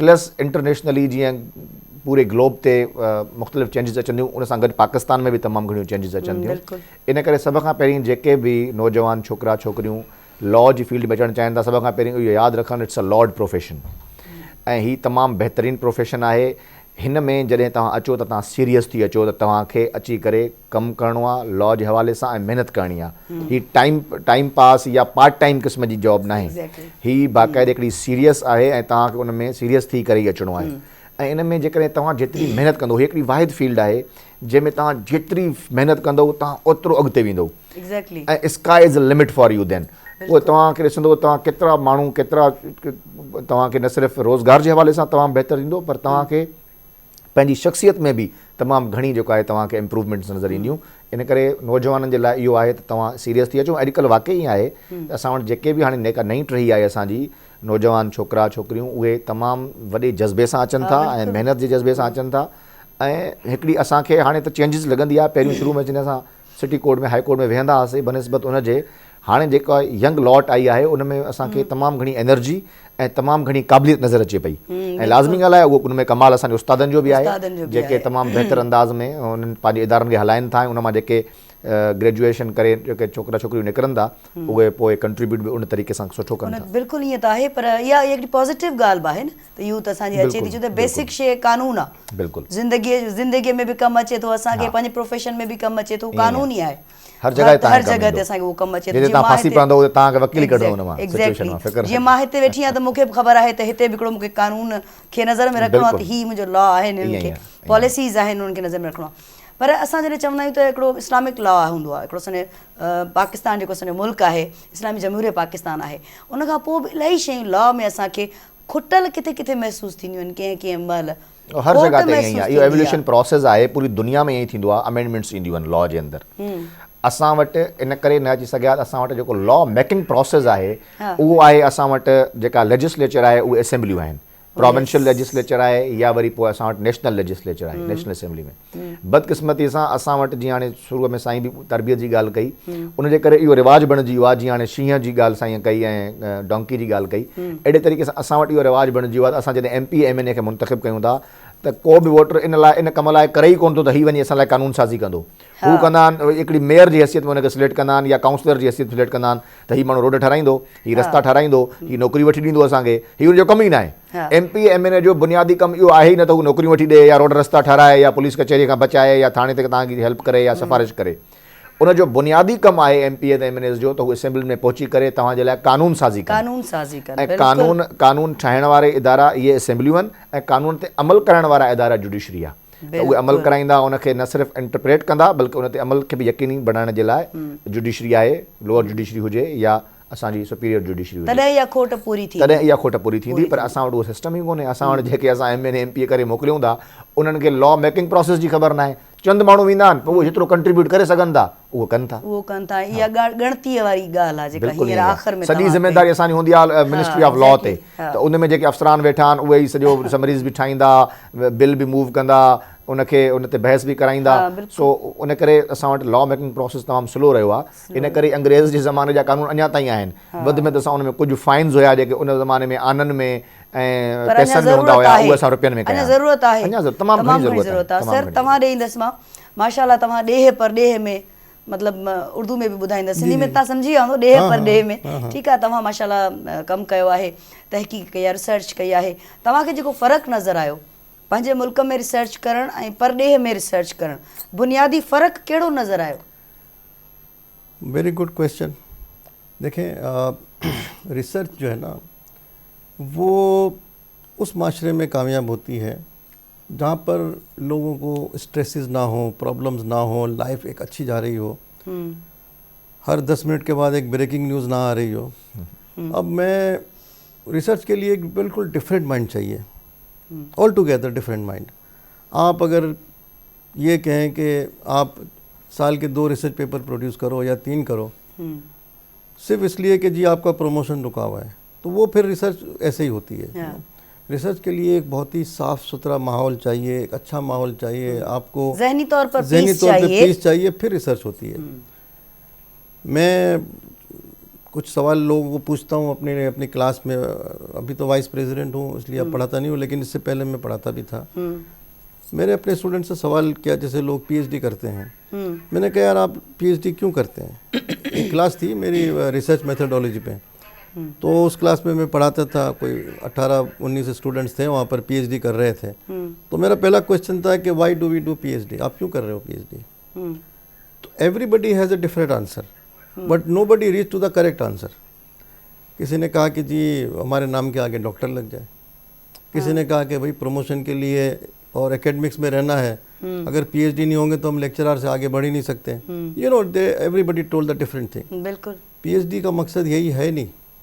PhD तो एक लाइसेंस है, PhD is a licence, is a piece of paper which is like a licence. वो आपको अलाउ करती है कि आप एक इंडिपेंडेंट रिसर्चर बन गए हो, ये उसका मकसद है।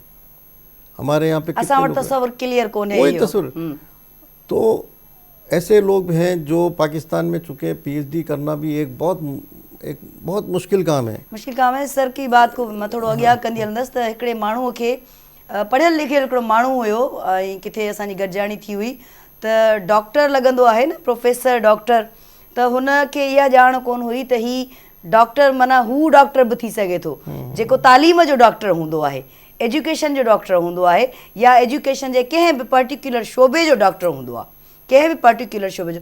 हुन माण्हू खे इहा ख़बर कोन हुई ऐं हू ॿाहिरां पढ़ी आयो हो ऐं मां छिरक भरियो हुनखे ॾिसी।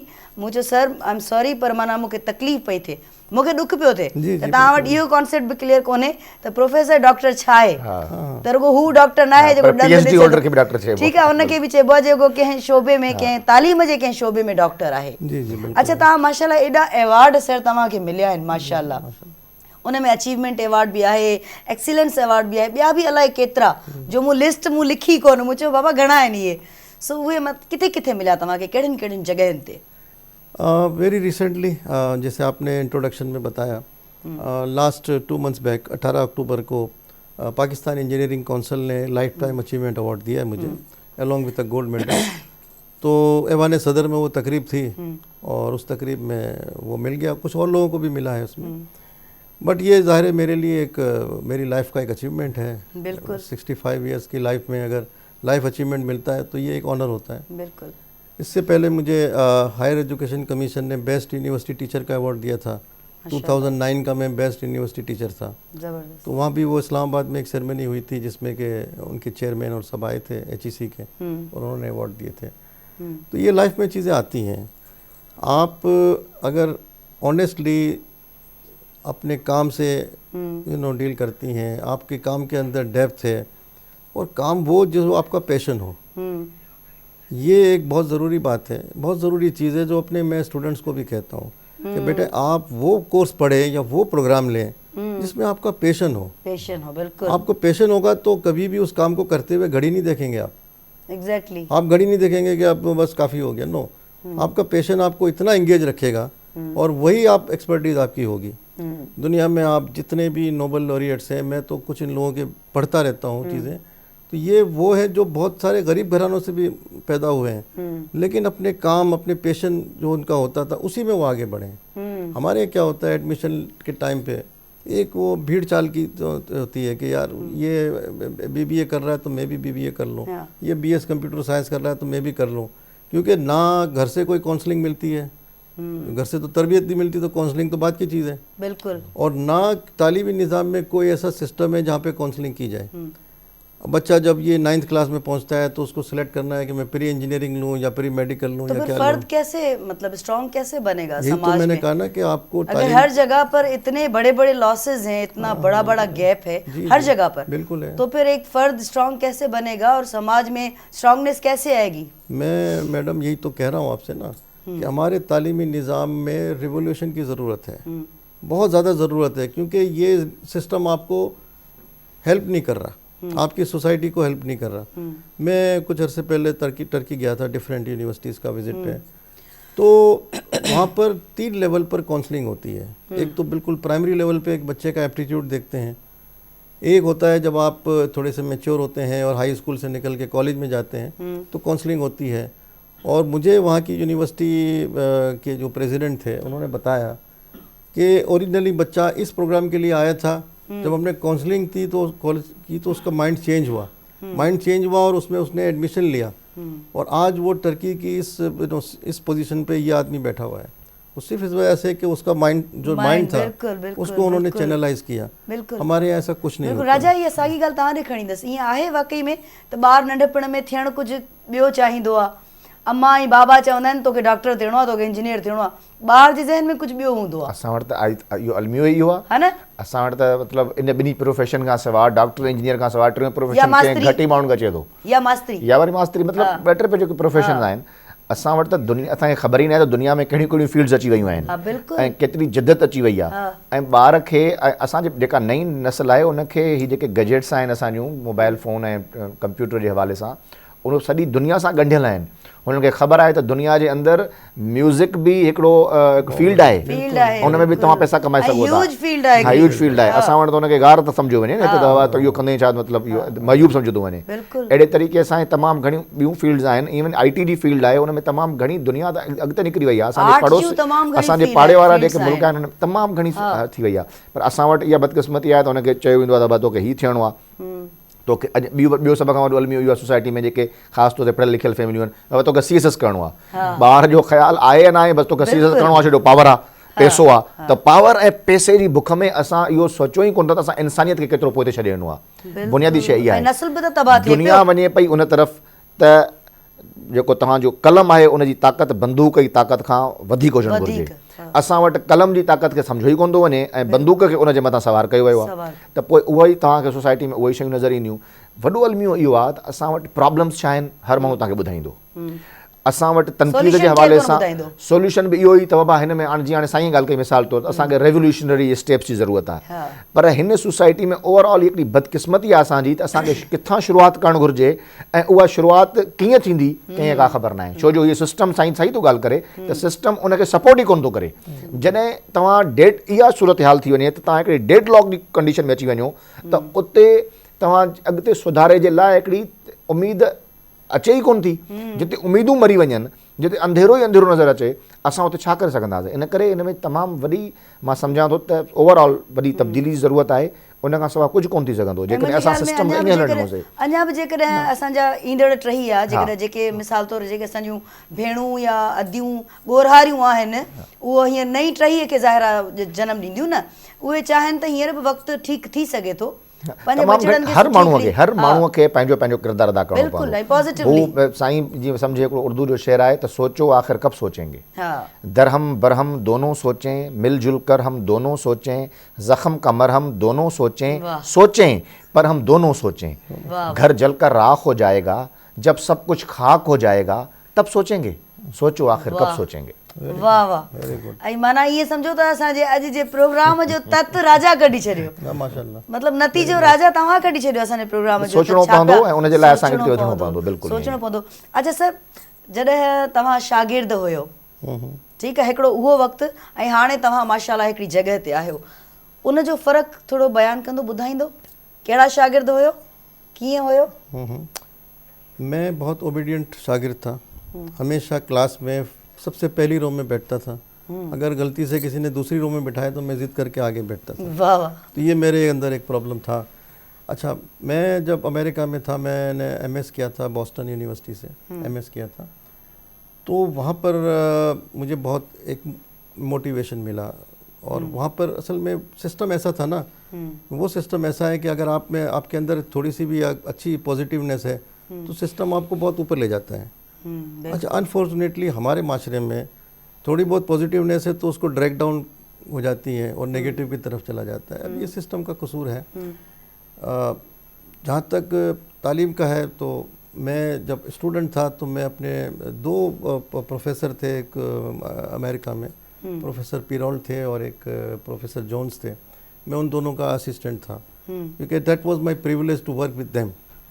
तो अगर एक मैं थोड़ा सा किस्सा बताऊं तो प्रोफेसर जोन्स थे, उन्होंने मुझे मेरे उनकी क्लास में switching theory and logic design पढ़ाते थे वो, तो मैंने उनकी क्लास में टॉप किया था। और मेरे साले बहुत सारे फॉरेनर स्टूडेंट्स थे, इंडिया के भी थे, जापान के, सब दुनिया के स्टूडेंट्स अमेरिका में आते हैं। तो मेरी यूनिवर्सिटी ऐसी थी जिसमें ज़्यादातर बाहर के स्टूडेंट्स होते थे, लोकल कम होते थे। तो बस वो अल्लाह की मेहरबानी थी, मैंने उसमें A ग्रेड भी लिया और सबसे ज़्यादा नंबर भी आए थे।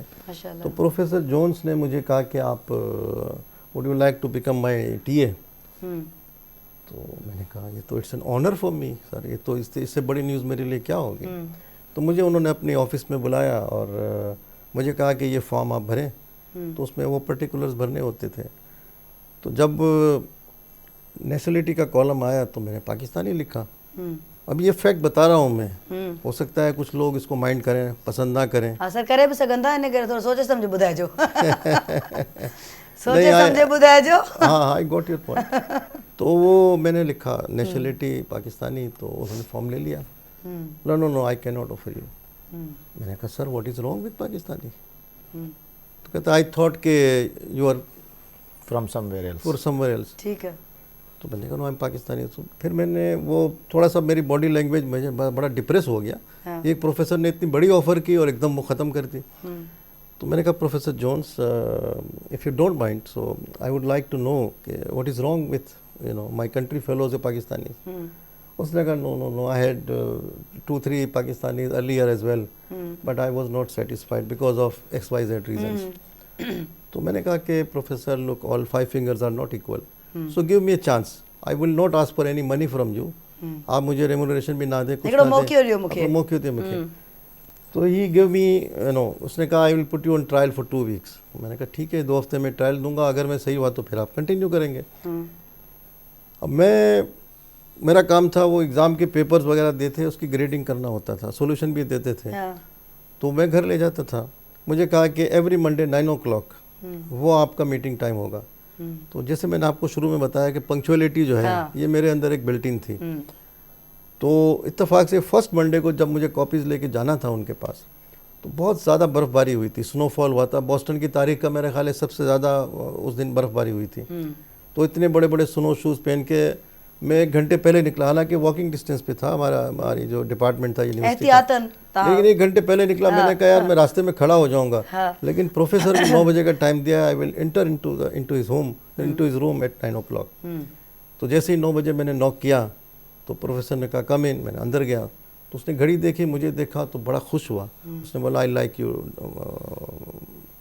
उस वक्त मैं PhD नहीं था, तो आई लाइक यू, मोहम्मद कहते थे मुझे फर्स्ट नेम से। मैंने कहा thank U very much sir. फिर उसने एक और वो मैंने कॉपीज़ दी, दूसरी कॉपी मुझे उन्होंने दे दी एक चेक करने के लिए। तो इसी तरह वो चलता रहा। 2 हफ्ते बाद उन्होंने मुझे कंफर्म कर दिया and he was very happy with me. तो आई रिमेंड, कॉन्सेप्ट चेंज थी ना जो, हाँ जो कॉन्सेप्ट चेंज थी। I remained with him for more than 1.5 year, 3 semesters, 3 semester गुजार लिए। फिर मैंने कहा कि professor I am going back to my country, so you better hire somebody else. तो प्रोफेसर जोन्स ने कहा कि when you are flying back, तो मैंने कहा 5 अक्टूबर को मेरी फ़्लाइट है। तो वो सितंबर का कोई 3rd वीक था जब मैंने उसको इन्फॉर्म किया था। उसने बोला till 4th October you will remain my TA। वाह वाह। अच्छा, तो you please come at my office on 4th October before you depart. तो I went to his office. मैंने कहा जी professor Jones I am here. तो उसने मुझे एक फेयरवेल टाइप की एक चीज़ दी और कुछ किताबें दी, पैसा, कुछ एक बोनस, एक इन्वेलप दिया। बोला don't open it here, open it at home. मैंने कहा ओके। वो भी वो अच्छे खासे डॉलर थे। आज तो डॉलर का आपको पता है कितनी वैल्यूबल है। उसके बाद मैंने उससे छोटी सी एक डिस्कशन की। मैंने कहा professor zone 1.5 year ago when I was offered this position and you did not like to give this chance to any Pakistani। तो बोला ओ yes I remember, you gave me an example that all 5 fingers are not equal। उसको याद था बिल्कुल। तो मैंने कहा now what you say, कहता you are right and I love you literally because I like you। मतलब तव्हां उन्हनि जो तसवुर मटाए छॾियो। बिल्कुलु मटाए छॾियो। इट मीन्स त तव्हां हिकिड़ी ॻाल्हि ॿी बि साबित कई त जेकॾहिं माण्हू कमिटेड आहे पंहिंजे पाण सां त घणो कुझु चेंज करे सघे थो। बिल्कुलु सही, मुल्क जो नालो बि रोशन करे सघे, मुल्क जो नालो बि रोशन करे सघे थो। हाणे आउं उहो ॻाल्हियूं त न ॿुधाए सघंदुसि जो न, पर असां सम्झी कि वियासीं। अदर पाकिस्तानी बिल्कुलु। what other Pakistanis were doing, I don't want to speak on तव्हां this। पंहिंजे कम सां पंहिंजी जॻह ठाही, पंहिंजे मुल्क जो नालो बि रोशन कयो। अच्छा राजा, इहा ई ॻाल्हि तव्हां खां पुछंदसि त के कहिड़ा कहिड़ा चैलेंजिस तव्हांखे स्टार्ट में, नवां तव्हां वकालत में आया, ज़ाहिर नई नई फील्ड हुई ऐं एक्सपीरियंस बि एॾो को ख़ासि कोन हूंदो, कहिड़ा कहिड़ा चैलेंजिस तव्हांखे फेस करणा पिया शुरूआत में? सभ खां पहिरीं त मूंखे असांजी फैमिली में मूंखां अॻु में को बि हिन फील्ड में हुयो ई कोन। इन करे असांखे तक़रीबन असां जेके ॾिसंदा हुआसीं दोस्त यार, उन्हनि जो कंहिंजो वालिद साहब वकील हूंदो हुयो, कंहिंजो भाउ वकील हूंदो हुयो, कंहिंजो ॾाॾो वकील हूंदो हुयो।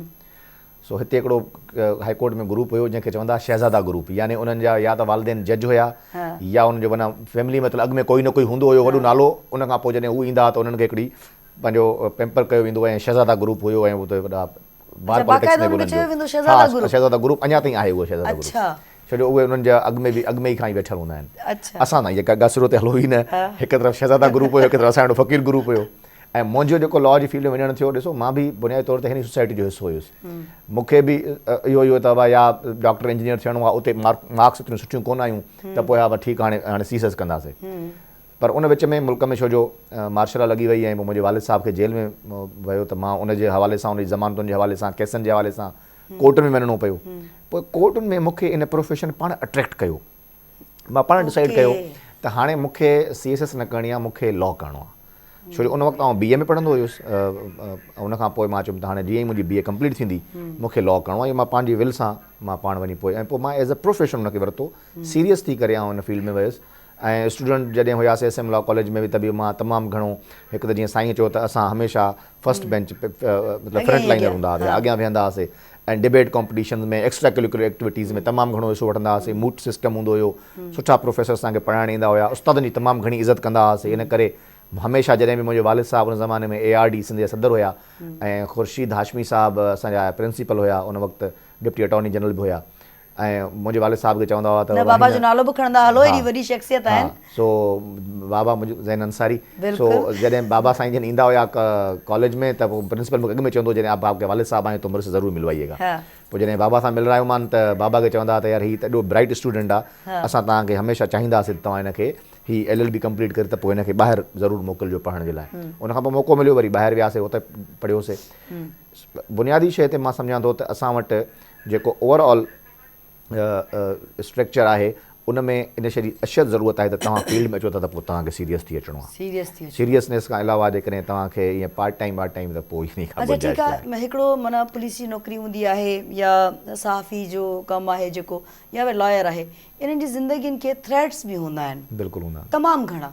हर वक़्तु हिननि जी ज़िंदगी जेको आहे रिस्क ते हूंदी आहे, हिननि जो घर, ऐं असां हर 24 कलाक गार्ड त रखी नथा सघूं, न को तव्हां न को असीं, ठीकु आहे, नथा रखी सघूं।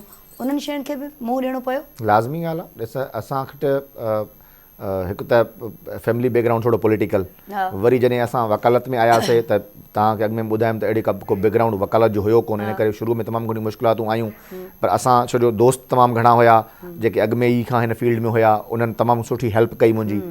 प्लस वरी मूंखे बंच ऑफ केसिस अहिड़ा सुठा मिली विया जंहिं मूंखे हर केस सम्झायो। जॾहिं मां जेको केस खणी कोर्ट में वेंदो हुउसि, मूंखे हर ईंदड़ केस मूंखे कुझु न कुझु ॾेई वेंदो हुयो, सेखारे वेंदो हुयो। सो उन सां तमामु घणी हेल्प थी। लाइव थिएटर्स जे हवाले सां ओवरऑल सिचुएशन कराची शहर जी इन्हनि हालतुनि में प्रैक्टिस कईसीं, इन्हनि हालतुनि में शहर घर खां ॿाहिरि निकिरंदा हुआसीं, ऐं जॾहिं घर वारा परेशान हूंदा हुआ त अलाह करे ई शाम जो वापसि अचनि। सो इहे सभु शयूं हिन सोसाइटी जो हिसो आहियूं ऐं इहे सभु शयूं फेस कयूंसीं। सरेंडर न कयोसीं, महिनत कंदा रहियासीं। इन ॻाल्हि ते ईमान हुयो त बाबा ॾिसो न, ज़िंदगी ऐं मौत अलाह जे हथ में आहे, हाणे हालतुनि खां डिॼणो कोन्हे ऐं मुक़ाबिलो करिणो आहे। पोइ उन डिटर्मिनेशन सां, उन हिकिड़ी लगन सां कमु कंदा रहियासीं ऐं अलाह जो शुक्र आहे त अॼु अल्हम्दुलिल्लाह उन फील्ड में हिकिड़ो सुठो ज़बरदस्त। इहो ई साईं खां सवाल कयो सर, तव्हांजो माशाअल्लाह ट्रैवलिंग में वक़्तु घणो गुज़रियो आहे, फैमिली खां परे रहणु ऐं सदाईं ॿाहिरि फैमिली हिकिड़ो वक़्तु घुरंदी आहे, ॿारनि बचनि खे वक़्तु घुरिजे एट द एनी कॉस्ट, भली तव्हां केतिरा बिज़ी आहियो। कंप्लेंट्स रहियूं घरां करें? बिल्कुल कंप्लेंट्स हैं और अभी भी रहती हैं। अभी चूँकि मैं दादा बन चुका हूँ, मेरे पोते हैं, तो वो अब कहते हैं कि आपको दादा और पोते का रिलेशन बाप और बेटे के रिलेशन से ज़्यादा स्ट्रॉन्ग होता है। बिल्कुल, क्योंकि वो कहते हैं ना कि दूध के ऊपर की जो मलाई होती है, बच्चे वो होते हैं, दादा पोते वो होते हैं। तो I use to give time now. मुझे तो बच्चे कहते हैं आप रिटायर हो जाएं और हमारे बच्चों को तरबियत करें, संभालें, वो भी जरूरी। लेकिन हमें भाभी का बताएं, मैं तो शुरुआत का पूछ रही हूँ, तो आप दादा दादी का किस्सा बताएं, भाभी का बताएं।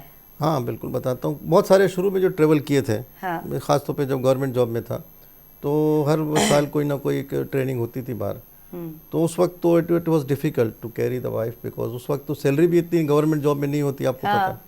लेकिन उसके बाद तो मैं अपने साथ ट्रेवल पे ले जाता हूँ, कई जगह पे गया हूँ, मतलब I have seen many parts of the world, तो साथ में होती हैं, वो अक्सर जाते रहती हैं। साथ में होना और साथ में रहना दोनों अलग चीज़ें हैं। बहुत ज़रूरी है। देखें आपका कंपेनियन अगर आपके लेवल पर है तो बहुत अच्छा लगता है। मतलब अंडरस्टैंडिंग कितनी ज़बरदस्त थी, जो हू सम्झंदी हुयूं त हिननि जो कमु आहे, हिननि खे ॿाहिरि रहणो। राजा तव्हां सां बि ईअं हूंदो? असां सां, मूंसां, मुंहिंजे पीउ सां, ॿिन्ही सां साॻी जुठा। सो घर में टाइम न ॾेई सघंदा आहियूं, अञा ताईं न ॾेई सघंदा आहियूं, ऐं उहा कंप्लेंट आहे हमेशह त असल में असां छा आहे त असां ॿाहिरि एतिरो कमु कयूं था ऐं थकिजी था पऊं, त घर में असां कोशिशि कंदो आहियूं वञूं थोरो रिलैक्स कयूं। मूंखां हमेशह मुंहिंजी घरवारी पुछंदी आहे त तव्हां ॿाहिरि त घणो ॻाल्हाईंदा हूंदव, असां तव्हां ॻाल्हायो ई कोन था। त माना घणी शिकायत, सभ खां वॾी शिकायत जेका मुंहिंजे घर वारनि खे मूंखां आहे, उहा आहे त तव्हां असां सां ॻाल्हायो ई नथा। हाणे ॿाहिरि एतिरो ॻाल्हाए था अचूं त हाणे घर में बि जेकॾहिं ॻाल्हायूं त पोइ माण्हू त तमामु बेज़ार थी थो वञे। पर पोइ भाॼी जी दिलि त चवंदी हूंदी न, मूंसां बि वेहे, मूंसां बि कचहरी करे, हाल अहिवाल ओरे, या असां चवंदा हुआ संडे ते कचहरी कंदासीं, कचहरी कंदासीं संडे ते, आचार्य जो ॾींहुं, ॿारनि जो ॾींहुं आहे, आचार्य ते मां कोशिशि कंदो आहियां त मां फ़ोन बि न खणां, छो जो तक़रीबन सॼो हफ़्तो कमु कयूं था, सैटरडेज़ ते बि कमु कयूं था, इन करे संडे ते सिर्फ़ु ऐं सिर्फ़ु फैमिली डे आहे, पोइ संडे ते असां कोशिशि कंदा आहियूं त फैमिली खे टाइम ॾियूं ऐं फैमिली सां गॾु ई गुज़ारियूं। अच्छा भाॼी कॾहिं ईअं चयो आहे त हीउ कमु ॾुखियो आहे, माना असांखे हर वक़्तु हाणे डपु थो रहे, ज़ाहिर बछड़ा बि आहिनि, ठीकु आहे, भाॼी करे चयो आहे ईअं ई। न शुरू में चवंदी हुई, हाणे उहो यूज़ छा चवंदी, उहो जुमिलो ॿुधायो छा? बस वो चवंदी त तव्हांखे भला वकील ई थियणो हुयो छा, भला ॿियो को कमु न हुयो दुनिया वकील ई थियणो में, या सियासतदान थियणो हुयो, जो ॿई कम अहिड़ा आहिनि जेके थ्रेटनिंग त आहिनि, हमेशह रहिया आहिनि। सो घबराइजी, उन खां वधीक मुंहिंजी वालदा, छो जो वरी माउ जो साहु आहे, उहा त अञा वधीक घबराइजी वेंदी आहे। हा, थोरो कुझु ॿुधे, या इवन शहर में कजे में को हादसो थींदो हुयो त टेलीविजन ते ईंदो त एकदम फ़ोन कंदा, बाबा तूं त ठीकु आहे न, तूं त कंहिं महफ़ूज़ जॻह ते आहे, ऐं बाबा त इहे पुछंदा। ऐं बाबा खे माशाल्लाह शुरू खां वठी फ़ोन खणण जी आदत ई कोन्हे, कुझु बि थी वञे, हंगामा थी वञनि, ज़लज़ला अची वञनि, बाबा पंहिंजी मर्ज़ी ते फ़ोन खणंदो, जॾहिं ॾिसंदो त रिंग बिंग कंदो, बाबा छा मसलो, एॾो थधो थी ॻाल्हाईंदो, ॼण कुझु थियो ई कोन्हे। थियो ई कोन्हे, मूंखे ख़बर आहे। ऐं कावड़ जी ॻाल्हि बि एॾो मिठे अंदाज़ सां कंदा आहिनि। हा, बिल्कुलु ख़बर। अच्छा, झूंगारण सां आहे को थोरो झूंगारींदा आहियो? म्यूज़िक सां मूंखे तमामु घणो लॻाव आहे, मां गाॾी में अक्सर म्यूज़िक ॿुधंदो छा रहंदो आहियां। हींअर थोरो झूंगारे त ॿुधायो कुझु? ऐं झूंगारण जो थोरो भाॼई तव्हांजे करे, ठीकु आहे? हा, थोरो झूंगार। उनजे लाइ सफ़ा कोन ॿुधाईंदुमि, हुनखे ख़बर आहे त मां कॾहिं बि गानो न ॻायो आहे। न, थोरो झूंगारियो, असांजे प्रोग्राम जे लाइ यादगार प्रोग्राम हूंदो, तारीख़ी प्रोग्राम हूंदो मुंहिंजे लाइ। मुंहिंजा महिमान सुहिणा मूंखे म्यूज़िक ॿुधण जो शौक़ु आपदा आहे, मूंखे गाना परवीन यादि न जो, रहंदा अल्हड़ फ़कीर जो, मां हिंट थी ॾियां, मूंखे गाना यादि न रहंदा मोहम्मद जुमन जो, पठाणे खान जो, सभिनी खे ॿुधो आहे, पर मूंखे उनजी लिरिक्स जेके आहिनि न, उहे हाणे जेकॾहिं तव्हां गानो हलाईंदो, असां शेयर कंदासीं, गॾु ॿुधाईंदासीं। क्यों जी? जे हिकु तुंहिंजो वाइदो वफ़ा थी पवे हा, त कुझु दर्द दिल जी दवा थी पवे हा। ॾिसो सर, देखा ऐसा हो नहीं सकता। ये तहाँ में फंदा जो तहाँ गराए भी आओगे सर थोड़ा सा आप, क्योंकि मैं भी गुनगुनाऊंगी ना, इसलिए मैं अपने लिए जगह बनाऊं ना, डायरेक्ट होस्ट कैसे जो है वो। सर आप भी थोड़ा सा। इन्होंने जो बात की ना गाड़ी में, तो ऑल द टाइम कौन क्या सुनते हैं आप, किसको सुनते हैं ज्यादा? मुझे फीमेल में नूरजहां और लता मंगेशकर। क्या बात है। अक्सर मैं गानों का कंपटीशन भी करता था कि यार ये गाना नूरजहां ने बहुत अच्छा गाया, ये गाना लता ने ज़्यादा अच्छा गाया। कौन सा? बहुत सारे गाने हैं। जैसे कि अब लता के तो गाने तो कोई एक लता का गाना मैं क्या, मैं अपने गाने ही गुनगुना देता हूँ। वाह क्या बात है जी। मुझे कुछ गाने बड़े टची होते हैं, मिसाल के तौर पर मैं अगर गाना गाऊं, पता नहीं आपकी ऑडियंस टीवी नहीं नहीं, ये हमारा प्रोग्राम कचेरी प्रोग्राम है, अवार्ड कोई नहीं मिलना इधर। मैं छू कर मेरे मन को किया तूने क्या इशारा, बस काफी, बस बस बदला ये मौसम लगे वाह वाह। सो असां वटि मोहम्मद जुमन जो ख़ूबसूरत कलाम मौजूद आहे। असां त न पियो चाहियूं त का साही वठिजे, हा शकील साहब, असां चाहियो कोन पे, पर हाणे शकील साहब प्रोड्यूसर साहब आहिनि, सो चवनि था त मोहम्मद जुमन खे ॿुधूं था, असांजे फेवरेट फ़नकार आहे, सुहिणो कलाम, असां उन्हनि खे ॿुधंदासीं, ॿुधिजे गॾिजी हलूं, पर हिते उथो कोन्हे, अञु वेहणो आहे, अञा टाइम आहे। ॾाढी इश्क आतिश लाई है, सो इश्क कंहिंसां बि हुजे आतिश त उहा अंदरि में ईंदी, पोइ ज़रूरी कोन्हे, असां वटि तसवुरु ठही वियो आहे त इश्क पर्टिकुलर माण्हूअ सां हूंदो आहे, मर्द जो औरत सां, औरत जो मर्द सां, पर मां इन तसवुर खे डिनाए थी कयां, इश्क कंहिं सां बि थी सघे थो, पंहिंजे कम सां बि थी सघे थो, रब सां त इश्क जी ॻाल्हि ई ॿी आहे, क़ुर पाक सां इश्क जी ॻाल्हि ई ॿी आहे, चङनि माण्हुनि सां वेहण वारे इश्क जी ॻाल्हि ॿी आहे, सुठियुनि कचहरियुनि जे इश्क जी ॻाल्हि ॿी आहे, मुख़्तलिफ़ रंग आहिनि, जीअं मुंहिंजे साम्हूं ई गुल पिया आहिनि, हर रंग पंहिंजी पंहिंजी हिकिड़ी सूंहं रखी, हीअ जेकर बंदि करे छॾींदो त मां वरी थोरो परेशान घटि थींदसि, छो त हेॾा दड़का बि ॾाढा मूंखे मिलंदा आहिनि, तव्हांखे छा ॿुधायां प्रोड्यूसर साहब केॾा दड़का ॾींदो आहे। सो असां कचहरी वरी उतां शुरू था कयूं जिते छॾियोसीं। सर कलाम आपने सुना? जी बिल्कुल, आपने गुनगुनाया भी, भाभी को कभी गुनगुना के सुनाया? बहुत दफ़ा। मैं मतलब तो जवानी में या अभी भी? नहीं, वो तो हर एज के अंदर एक डिफरेंट टाइप के सॉन्ग्स होते हैं। हाँ। तो वो तो मेरी हैबिट है, वो तो मैं जब गाड़ी में बैठती है और मैं अपना वो प्लेयर ऑन करता हूँ, तो वो गाना भी चल रहा होता है, मैं गुनगुना भी रहता हूँ, मेरी प्रैक्टिस है, चल रहा होता है, चल रहा होता है। वो तो म्यूज़िक के बगैर, देखे म्यूज़िक के बगैर ज़िंदगी नहीं है। म्यूज़िक कुछ लोग जाहिर है कि उसको नहीं बिलीव करते हैं, मगर मेरे ख्याल से म्यूजिक सबसे ज़्यादा आपके जहन को और दिल को टच करती है, टच करती है, एक बहुत बड़ी थेरेपी है, बड़ी थेरेपी है, डेफिनेटली थेरेपी है। जैसे हंसना, जैसे कह कहा मारना, ये एक एक्सरसाइज होते हैं ना, इसी तरह म्यूजिक भी आपको रिलीव कर देती है, सुकून देती है, इंटरनली स्पिरिचुअली आप खुश होते हैं, बड़े दुख आप भूल जाते हैं। लेकिन जेकॾहिं दुख में आयो ऐं दुख वारो कलाम ॿुधंदो त मरी वेंदो, दुख में आयो तो खुशी वारो कलाम ॿुधो तो जीअं ज़िंदगी में जीण जो उत्साह पैदा थे। सर आप माशाल्लाह बाहर आपने जितना भी काम किया, यहाँ पर फिर आए, तो वो एक्सपीरियंसेस कुछ आपने यहाँ पर शेयर किए, कुछ कोशिश की कि वहाँ का जो काम है उसका तरीक़ेकार यहाँ पर भी कुछ इम्प्लीमेंट हो पाए, कोई कोशिश की इस तरह की आपने? मैं तो समझता हूँ कि मैंने कोशिश नहीं बल्कि जहाद किया है। और 3 बड़ी यूनिवर्सिटीज़ में तो मैं रहा हूँ, अगर आप मुनासिब दें तो मैं नाम भी ले सकता हूँ। शायद मैंने ले लिए थे स्टार्ट में भी। हाँ, हमदर्द यूनिवर्सिटी में मैं डिपार्टमेंट का चेयरमैन था। बहरिया यूनिवर्सिटी में 5 साल किया, मैंने डीन था उधर। और अभी मैं ज़ैबिस्ट में हूँ, वाइस प्रेसिडेंट, और 10 साल होने वाले हैं। तो अपना एक्सपीरियंस शेयर करना ही कमाल होता है। हाँ। और मैंने बहुत सारी चीज़ें, मेरे ख्याल है ज़ैबिस्ट के लोगों से आप पूछें तो 10 साल पहले यहाँ पे सिस्टम क्या था और आज वो सिस्टम क्या है। मैंने न सिर्फ नंबर ऑफ़ प्रोग्राम्स बढ़ाए हैं, नंबर ऑफ़ स्टूडेंट्स बढ़ाए हैं, मगर मेरी पहली प्रायोरिटी थी क्वालिटी को इम्प्रूव करना। क्वालिटी को, और क्वालिटी को इम्प्रूव करने के लिए मैं बिल्कुल एक रूट कॉज पे गया हूँ कि क्या चीज़ है जो क्वालिटी को इम्पेक्ट करती है। अब मिसाल के तौर पर मैं आपको बताऊँ कि एग्ज़ाम के पेपर हैं। एग्ज़ाम के पेपर में अगर आप वाई और हाउ से स्टार्ट लें तो बच्चा सोचने पे मजबूर होगा। अगर आप व्हाट और इस तरह के सवाल पूछेंगे तो वो बच्चा रटे पे जाएगा। तो हाउ और वाई, मैंने अपने सारे जो असातिज़ा हैं, टीचर्स हैं, मैंने कहा ये कोशिश करें कि आपके सवाल जो है ना वो बच्चे के कॉन्सेप्चुअल को ट्रिगर करें, बच्चे का जो कॉन्सेप्ट है उसको ट्रिगर करें। मैं आपको क्या बताऊं, मैं बहुत सारी चीज़ों से आदमी इंस्पायर होता है। एक ज़माने में जब मैं हमदर्द यूनिवर्सिटी में था तो हमने डॉक्टर महातिर को, मलेशिया के जो थे, उनको हमने ऑनररी पीएचडी दिया था, डिग्री दी थी। तो वो कराची आए थे, हमारी यूनिवर्सिटी में आए थे, तो हमने एक प्रोग्राम भी रखा था। ठीक है, प्रोग्राम रखा था कि वो स्पीच दें। स्पीच का जो टाइटल था वो था science and Islam. Science and Islam, science and Islam. और उन्होंने 1 घंटे की ऐसी ज़बरदस्त स्पीच दी थी, और वो probably that was the point जहाँ पे मैं बड़ा मोटिवेट हुआ था।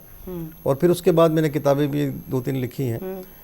तो उसने साइंस और वो जो 1 घंटे में जो मिसालें दी थी, उस मिसालों में लोग इतना इन्वॉल्व हो गए थे कि believe me it was a pin drop silence although there were 700-800 people were sitting in the auditorium. जबरदस्त। उन्होंने कहा कि जी देखें, हमारा जो दिल धड़कता है, how it beats that we have to know as a scientist, but why it beats that only God knows.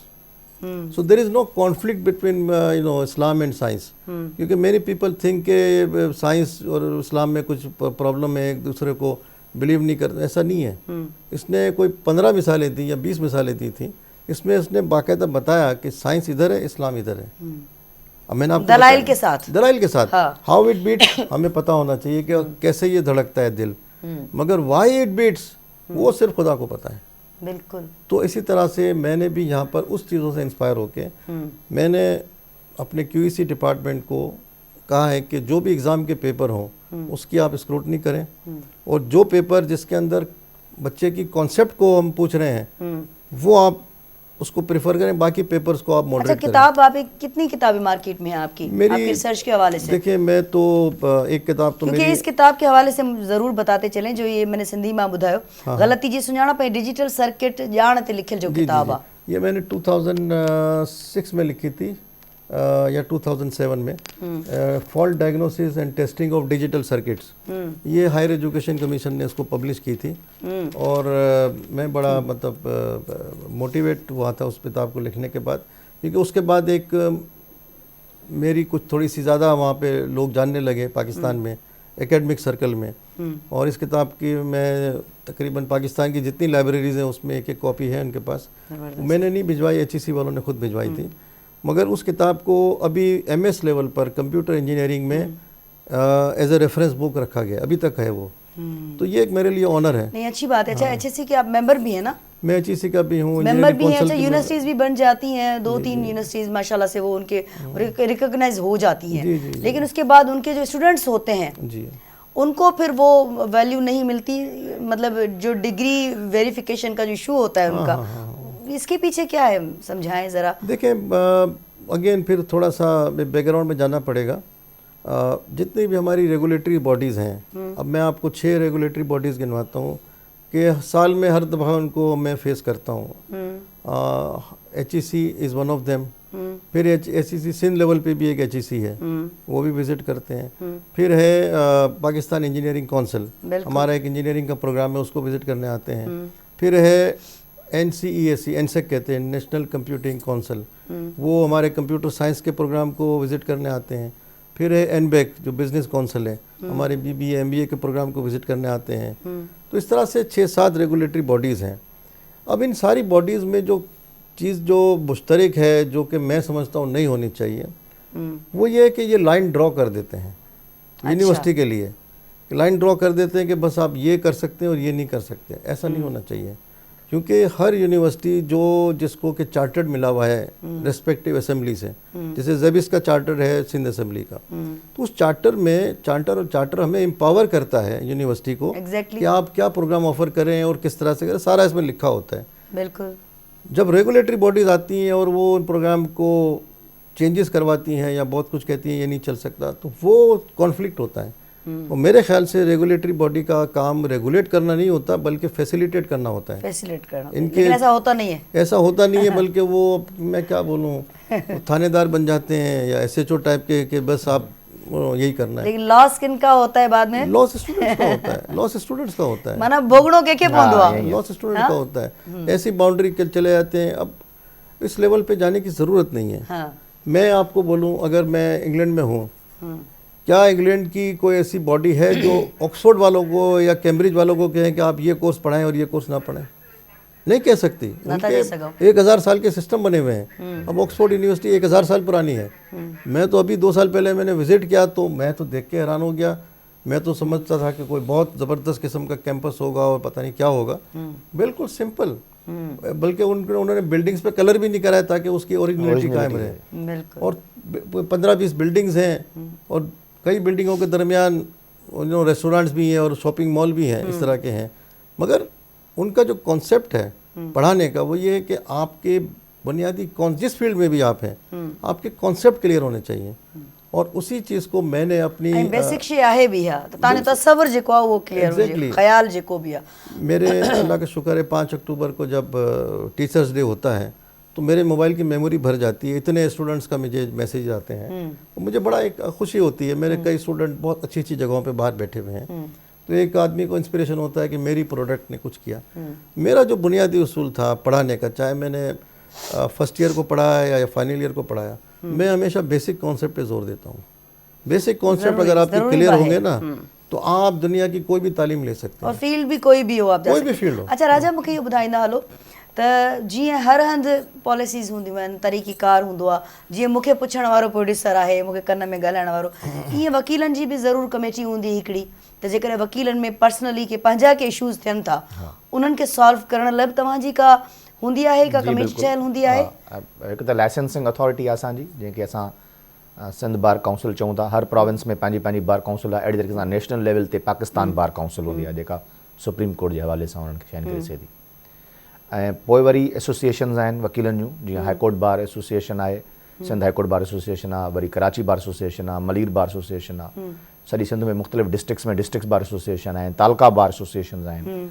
उहे इलेक्टेड बॉडीज़ आहिनि। इवन सिंध बार काउंसिल बि इलेक्टेड बॉडी आहे, जंहिंमें ॿई उन में आहिनि, एडमिनिस्ट्रेटिव साइड बि आहे पर इलेक्टेड बॉडीज़ बि आहिनि, जिते वकीलनि जा मसइला उन्हनि जूं डिसिप्लिन जे हवाले सां जेको उन्हनि जे एक्शन वरितो वञे थो। इवन कॾहिं कोर्ट बि को ॾिए थी फ़ैसिलो, त उहो बि सिंध बार काउंसिल खे लिखंदी तव्हां हिन जे ख़िलाफ़ ई एक्शन वठो। सो इन करे उन जा जेके रेगुलेटरी बॉडीज़ जीअं आहिनि, त उहो सिंध बार काउंसिल आहे। ऐं आमतौर ते जेके डेली जा जेको हुन जा मसइला आहिनि या वेलफेयर जा जेके इशूज़ आहिनि, उहे बार एसोसिएशन्स ॾिसंदियूं आहिनि ऐं उन में इहे सभु शयूं डिस्कस। ऐं इहे जेके तव्हां जेके बि ॿुधायूं आहिनि, जेके बि नाला तव्हां सभिनी खे, इन्हनि जो पाण में केतिरो साथ हूंदो आहे, सहकार हूंदो आहे? साथ हूंदो आहे पाण में। सूबनि खां वठी वफ़ाक़ ताईं जी ॻाल्हि, मीटिंग्स कंदा रहंदा आहिनि। बिल्कुलु उन्हनि जी वक़्तनि फ़वक़्तनि मीटिंग्स बि थींदियूं आहिनि। कुझु अहिड़ा इशूज़ रेज़ थी वेंदा आहिनि जंहिंमें सभई बार एसोसिएशन्स ऐं बार काउंसिल्स मुश्तरका इजलास बि घुराईंदा आहिनि। जनरल बॉडी जो इजलास बि घुरायो वेंदो आहे जॾहिं को अहिड़े क़िस्म जी का नोयत साम्हूं अची वेंदी आहे। ऐं पंहिंजे पंहिंजे इंडिपेंडेंटली बि हुकम कंदा रहंदा आहिनि। ऐं हर साल सिंध बार काउंसिल जा इलेक्शन्स त 5 सालनि खां पोइ थींदा आहिनि, हर 5 साल। ऐं हर साल बार एसोसिएशन्स जा बे इंतिखाबात जेके इलेक्शन्स आहिनि उहे थींदा आहिनि, ऐं सभई जेके एलिजिबल असांजा वकील आहिनि उहे वोट कंदा आहिनि उन में। अच्छा ठीकु आहे। आम माण्हूअ खे त माना जनरल ॻाल्हि आहे हिकिड़ी, ठीकु आहे, दिलि ते न खणिजो, केर बि दिलि ते न खणे, ठीकु आहे, जनरल ॻाल्हि थी कयां। आम माण्हू खे त पंहिंजो इंसाफ़ मिलण में कॾहिं कॾहिं घणो वक़्तु लॻंदो आहे, कॾहिं कॾहिं माण्हू वीचारा मरी बि वेंदा आहिनि, पोइ पिया फ़ैसिला ईंदा आहिनि। वकीलनि जा जॾहिं इशूज़ थींदा आहिनि, उन्हनि जा फ़ैसिला केतिरो जल्दी अची वेंदा आहिनि? सेम ॻाल्हि आहे, ॾिसो वकीलनि जो बि त मामिलो इन ई जुडिशियल सिस्टम जो हिसो बणिजे थो न, त इन करे जेकॾहिं वकील जो बि जेकॾहिं को न पर केस आहे घर जो ऐं घर भातियुनि जो मसलो वधि में वधि इहो फ़ाइदो थींदो हा, आहे, इहो ई वधि में वधि वधि इहो फ़ाइदो थींदो आहे त जज साहब खे इहा रिक्वेस्ट कई वेंदी आहे, सर ही मुंहिंजो पर्सनल इशू आहे, इन करे थोरो इनखे एक्सपीडाइट कयो, थोरी सहूलियत मिली वेंदी आहे। थोरो इन जे जेको अपोज़िट साइड जो वकील आहे, छो उन में बि अपोज़िट साइड जो वकील त ईंदो आहे, उनखे थोरो चओ त एडजॉर्नमेंट्स घटि वठे, केस थोरो जल्दी हले, त उहो हर माण्हू कोशिशि कंदो आहे। ऐं ॾिसो असां वटि हिकिड़ी जेको प्रैक्टिस आहे न, त असां चवंदा आहियूं यार सालनि जा साल गुज़री था वञनि ऐं केस लॻनि कोन था, उन जूं सिर्फ़ु वजह इहा न आहे त उन में वकील जो क़सूरु आहे। वकील वधि में वधि 1-2-3 एडजॉर्नमेंट वठंदो, कॾहिं बीमार हूंदो, कॾहिं को घर में कज़ियो थी वियो, कॾहिं का ॿी ॻाल्हि थी वई। अक्सर छा थींदो आहे, असां वटि आबादी एतिरी घणी आहे ऐं जजिस तमामु थोरा आहिनि, हर जज ते एतिरो त बर्डन आहे कम जो, जंहिं बर्डन जे करे उन केस जी वारी कोन थी अचे। ऐं इन करे पोइ जिन माण्हुनि वटि असां चवंदा बाबा वकील सुठो हुजे, पैसो हुजे, पोइ उहो हेठि क्लरिकल स्टाफ या ॿियनि शयुनि खे उन्हनि सभिनी शयुनि खे मैनेज करे पंहिंजो केस लॻाए, ऐं केस जेतिरा दफ़ा लॻंदो ओतिरो ई क्विकली उहो डिसाइड थींदो। पर असां वटि बदकिस्मती इहा आहे त एतिरो वर्कलोड जे करे केस वक़्तनि ते लॻी कोन था सघनि। ऐं अच्छा इहा शइ बि सिर्फ़ु उन्हनि केसिस में थिए थी जेके सिविल साइड जा केसिस आहिनि, प्रॉपर्टी जा केसिस आहिनि, या जंहिंमें पार्टीज़ पाण में दिलचस्पी कोन था वठनि। हिकिड़ो आहे केस दाख़िल करे छॾियो, उन खां पोइ पाण ई 10 सालनि खां पोइ उनखे केस खे वरी अची खणे थो। बाक़ी जेके माण्हू रेगुलरली केसिस खे फॉलो कनि था ऐं वकील खे रेगुलरली उनखे तंग बि कंदा रहनि था ऐं प्लस पंहिंजे केस सां दिलचस्पी रखनि था, उन्हनि जा फ़ैसिला सिविल केसिस में बि 2 या 3 सालनि जे अंदरि अची वेंदा आहिनि। तमामु घणा फ़ैसिला 2-3 सालनि जे अंदरि अची वेंदा आहिनि। ठीकु आहे, हाणे असां वटि 2-3 मिंट बचिया आहिनि, 10 मिंट बचंदा कनि त पोइ ॿुधाईंदा कयो, हाणे 5 मिंट बचिया आहिनि पोइ ॿुधायो था, मां बि त ॻाल्हाईंदी आहियां न कर। सर क्या कहना चाहेंगे, छा चवणु चाहींदो, न्यापो मैसेज तो मेरा एक ही है, और वो बहुत इम्पोर्टेंट है, मैं मिसाल के ज़रिए ही दे सकता हूँ। ज़रूर। देखिए अल्लाह ताला ने जो निज़ाम बनाया है पूरी कायनात का, पूरी दुनिया का, वो रहमतुल आलमीन है, सिर्फ रब्बुल आलमीन है। बिल्कुल बिल्कुल। और हमारे जो पैगंबर है वो रहमतुल आलमीन है। हमने कहीं भी ये नहीं सुना कि रब्बुल आलमीन नहीं है, रब्बुल मुस्लिमीन, ये नहीं सुना। सारी कायनात का वो रब है, सारी कायनात। इसलिए अननेसेसरीली कुछ लोगों को ये कहना कि ये काफिर हैं और ये अच्छे नहीं है और बुरे, ये हमारा राइट नहीं है। वो खुदा उसका भी है, हमारा भी खुदा है। मैं आपको एक मिसाल दूं, और वो जाहिर है कि एक अल्लाह ने जो मिसाल दी है उसी को मैं फर्दर एक्सप्लोर करके मैं आपको बताता हूँ कि चैरिटी कितनी इम्पोर्टेंट है हमारी सोसाइटी में। और अल्हम्दुलिल्लाह कराची में आपने देखा होगा कि इतनी चैरिटी होती है कि लोग खाना फ्री में मिल जाता है लोगों को, है ना। और शायद हमारी कम्युनिटी में कुछ 30 में से 22 ऐसे इदारे हैं जो कि कम्युनिटी हमारी चलाती है। I belong to a Memon community. बिल्कुल। एक जो दरख्त होता है, छोटा सा पौधा होता है, ये मैं नेचर की एग्जांपल दे रहा हूँ कि नेचर ने आपको क्या सिखाया है। एक छोटा सा पौधा होता है, जब आप इसको ज़मीन में डालते हैं और आहिस्ता आहिस्ता वो ग्रो करता है, तो आपको पता है ग्रीन कलर जो है उसको क्लोरोफिल कहते हैं। क्लोरोफिल होता है उसमें, और वो क्लोरोफिल सनलाइट पे जब उसको पड़ती है तो एक उस पर केमिकल रिएक्शन होता है। सनलाइट पड़ती है और जड़ों से पानी आता है, तो तीनों के कॉम्बिनेशन से इस प्रोसेस में शुगर बनती है। हाँ। शुगर बनती है और ऑक्सीजन बनती है। ठीक है, वो ऑक्सीजन तो सारी दुनिया के लिए ज़रूरी है, वरना तो हम जिंदा ही नहीं रह सकते।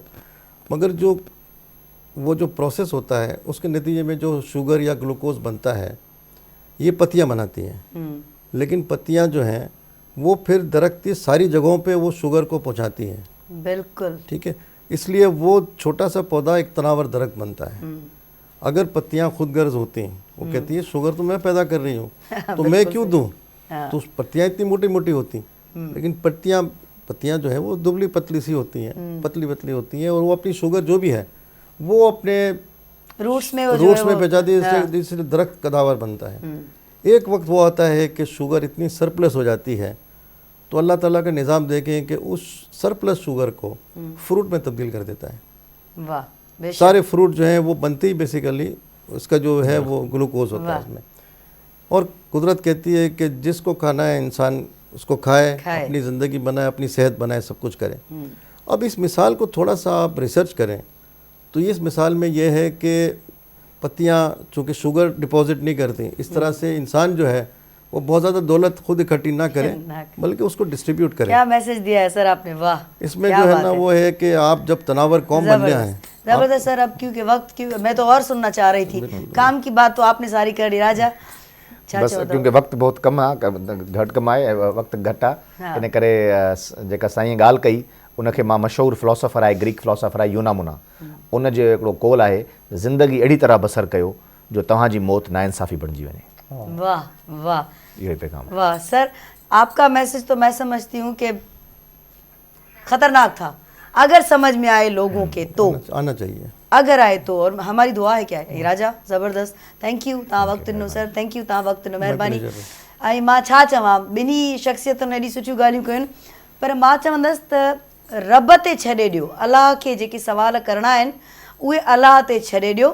बाने खे को बि हक़ु कोन्हे त रब ऐं बाने जे विच में अचे। मूंखे इख़्तियार कोन्हे त मां राजा खां पुछां त तूं हीअं करी थो या नथो करी, अलाह पुछंदो।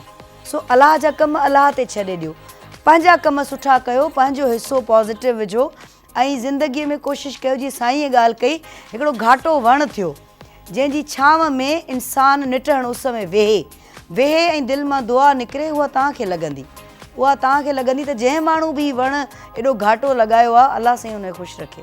सो कोशिशि कयो, पॉज़िटिव रहो, ॿूटा पोखियो। जेतिरा ॿूटा पोखींदो ओतिरी ज़िंदगी तव्हांजी ग्रीन हूंदी। जेतिरी तव्हांजे भर पासे में ग्रीनरी हूंदी न, ग्रीनरी, ओतिरा तव्हां सुहिणा लॻंदो। अखियूं सुहिणियूं रखो, नज़ारा पाण ई सुहिणा थी वेंदा। इनशाअल्लाह वरी गॾु थींदासीं, हेॾा दड़का पिया मिलनि। ॾियो मोकिलाणी सदाईं गॾु।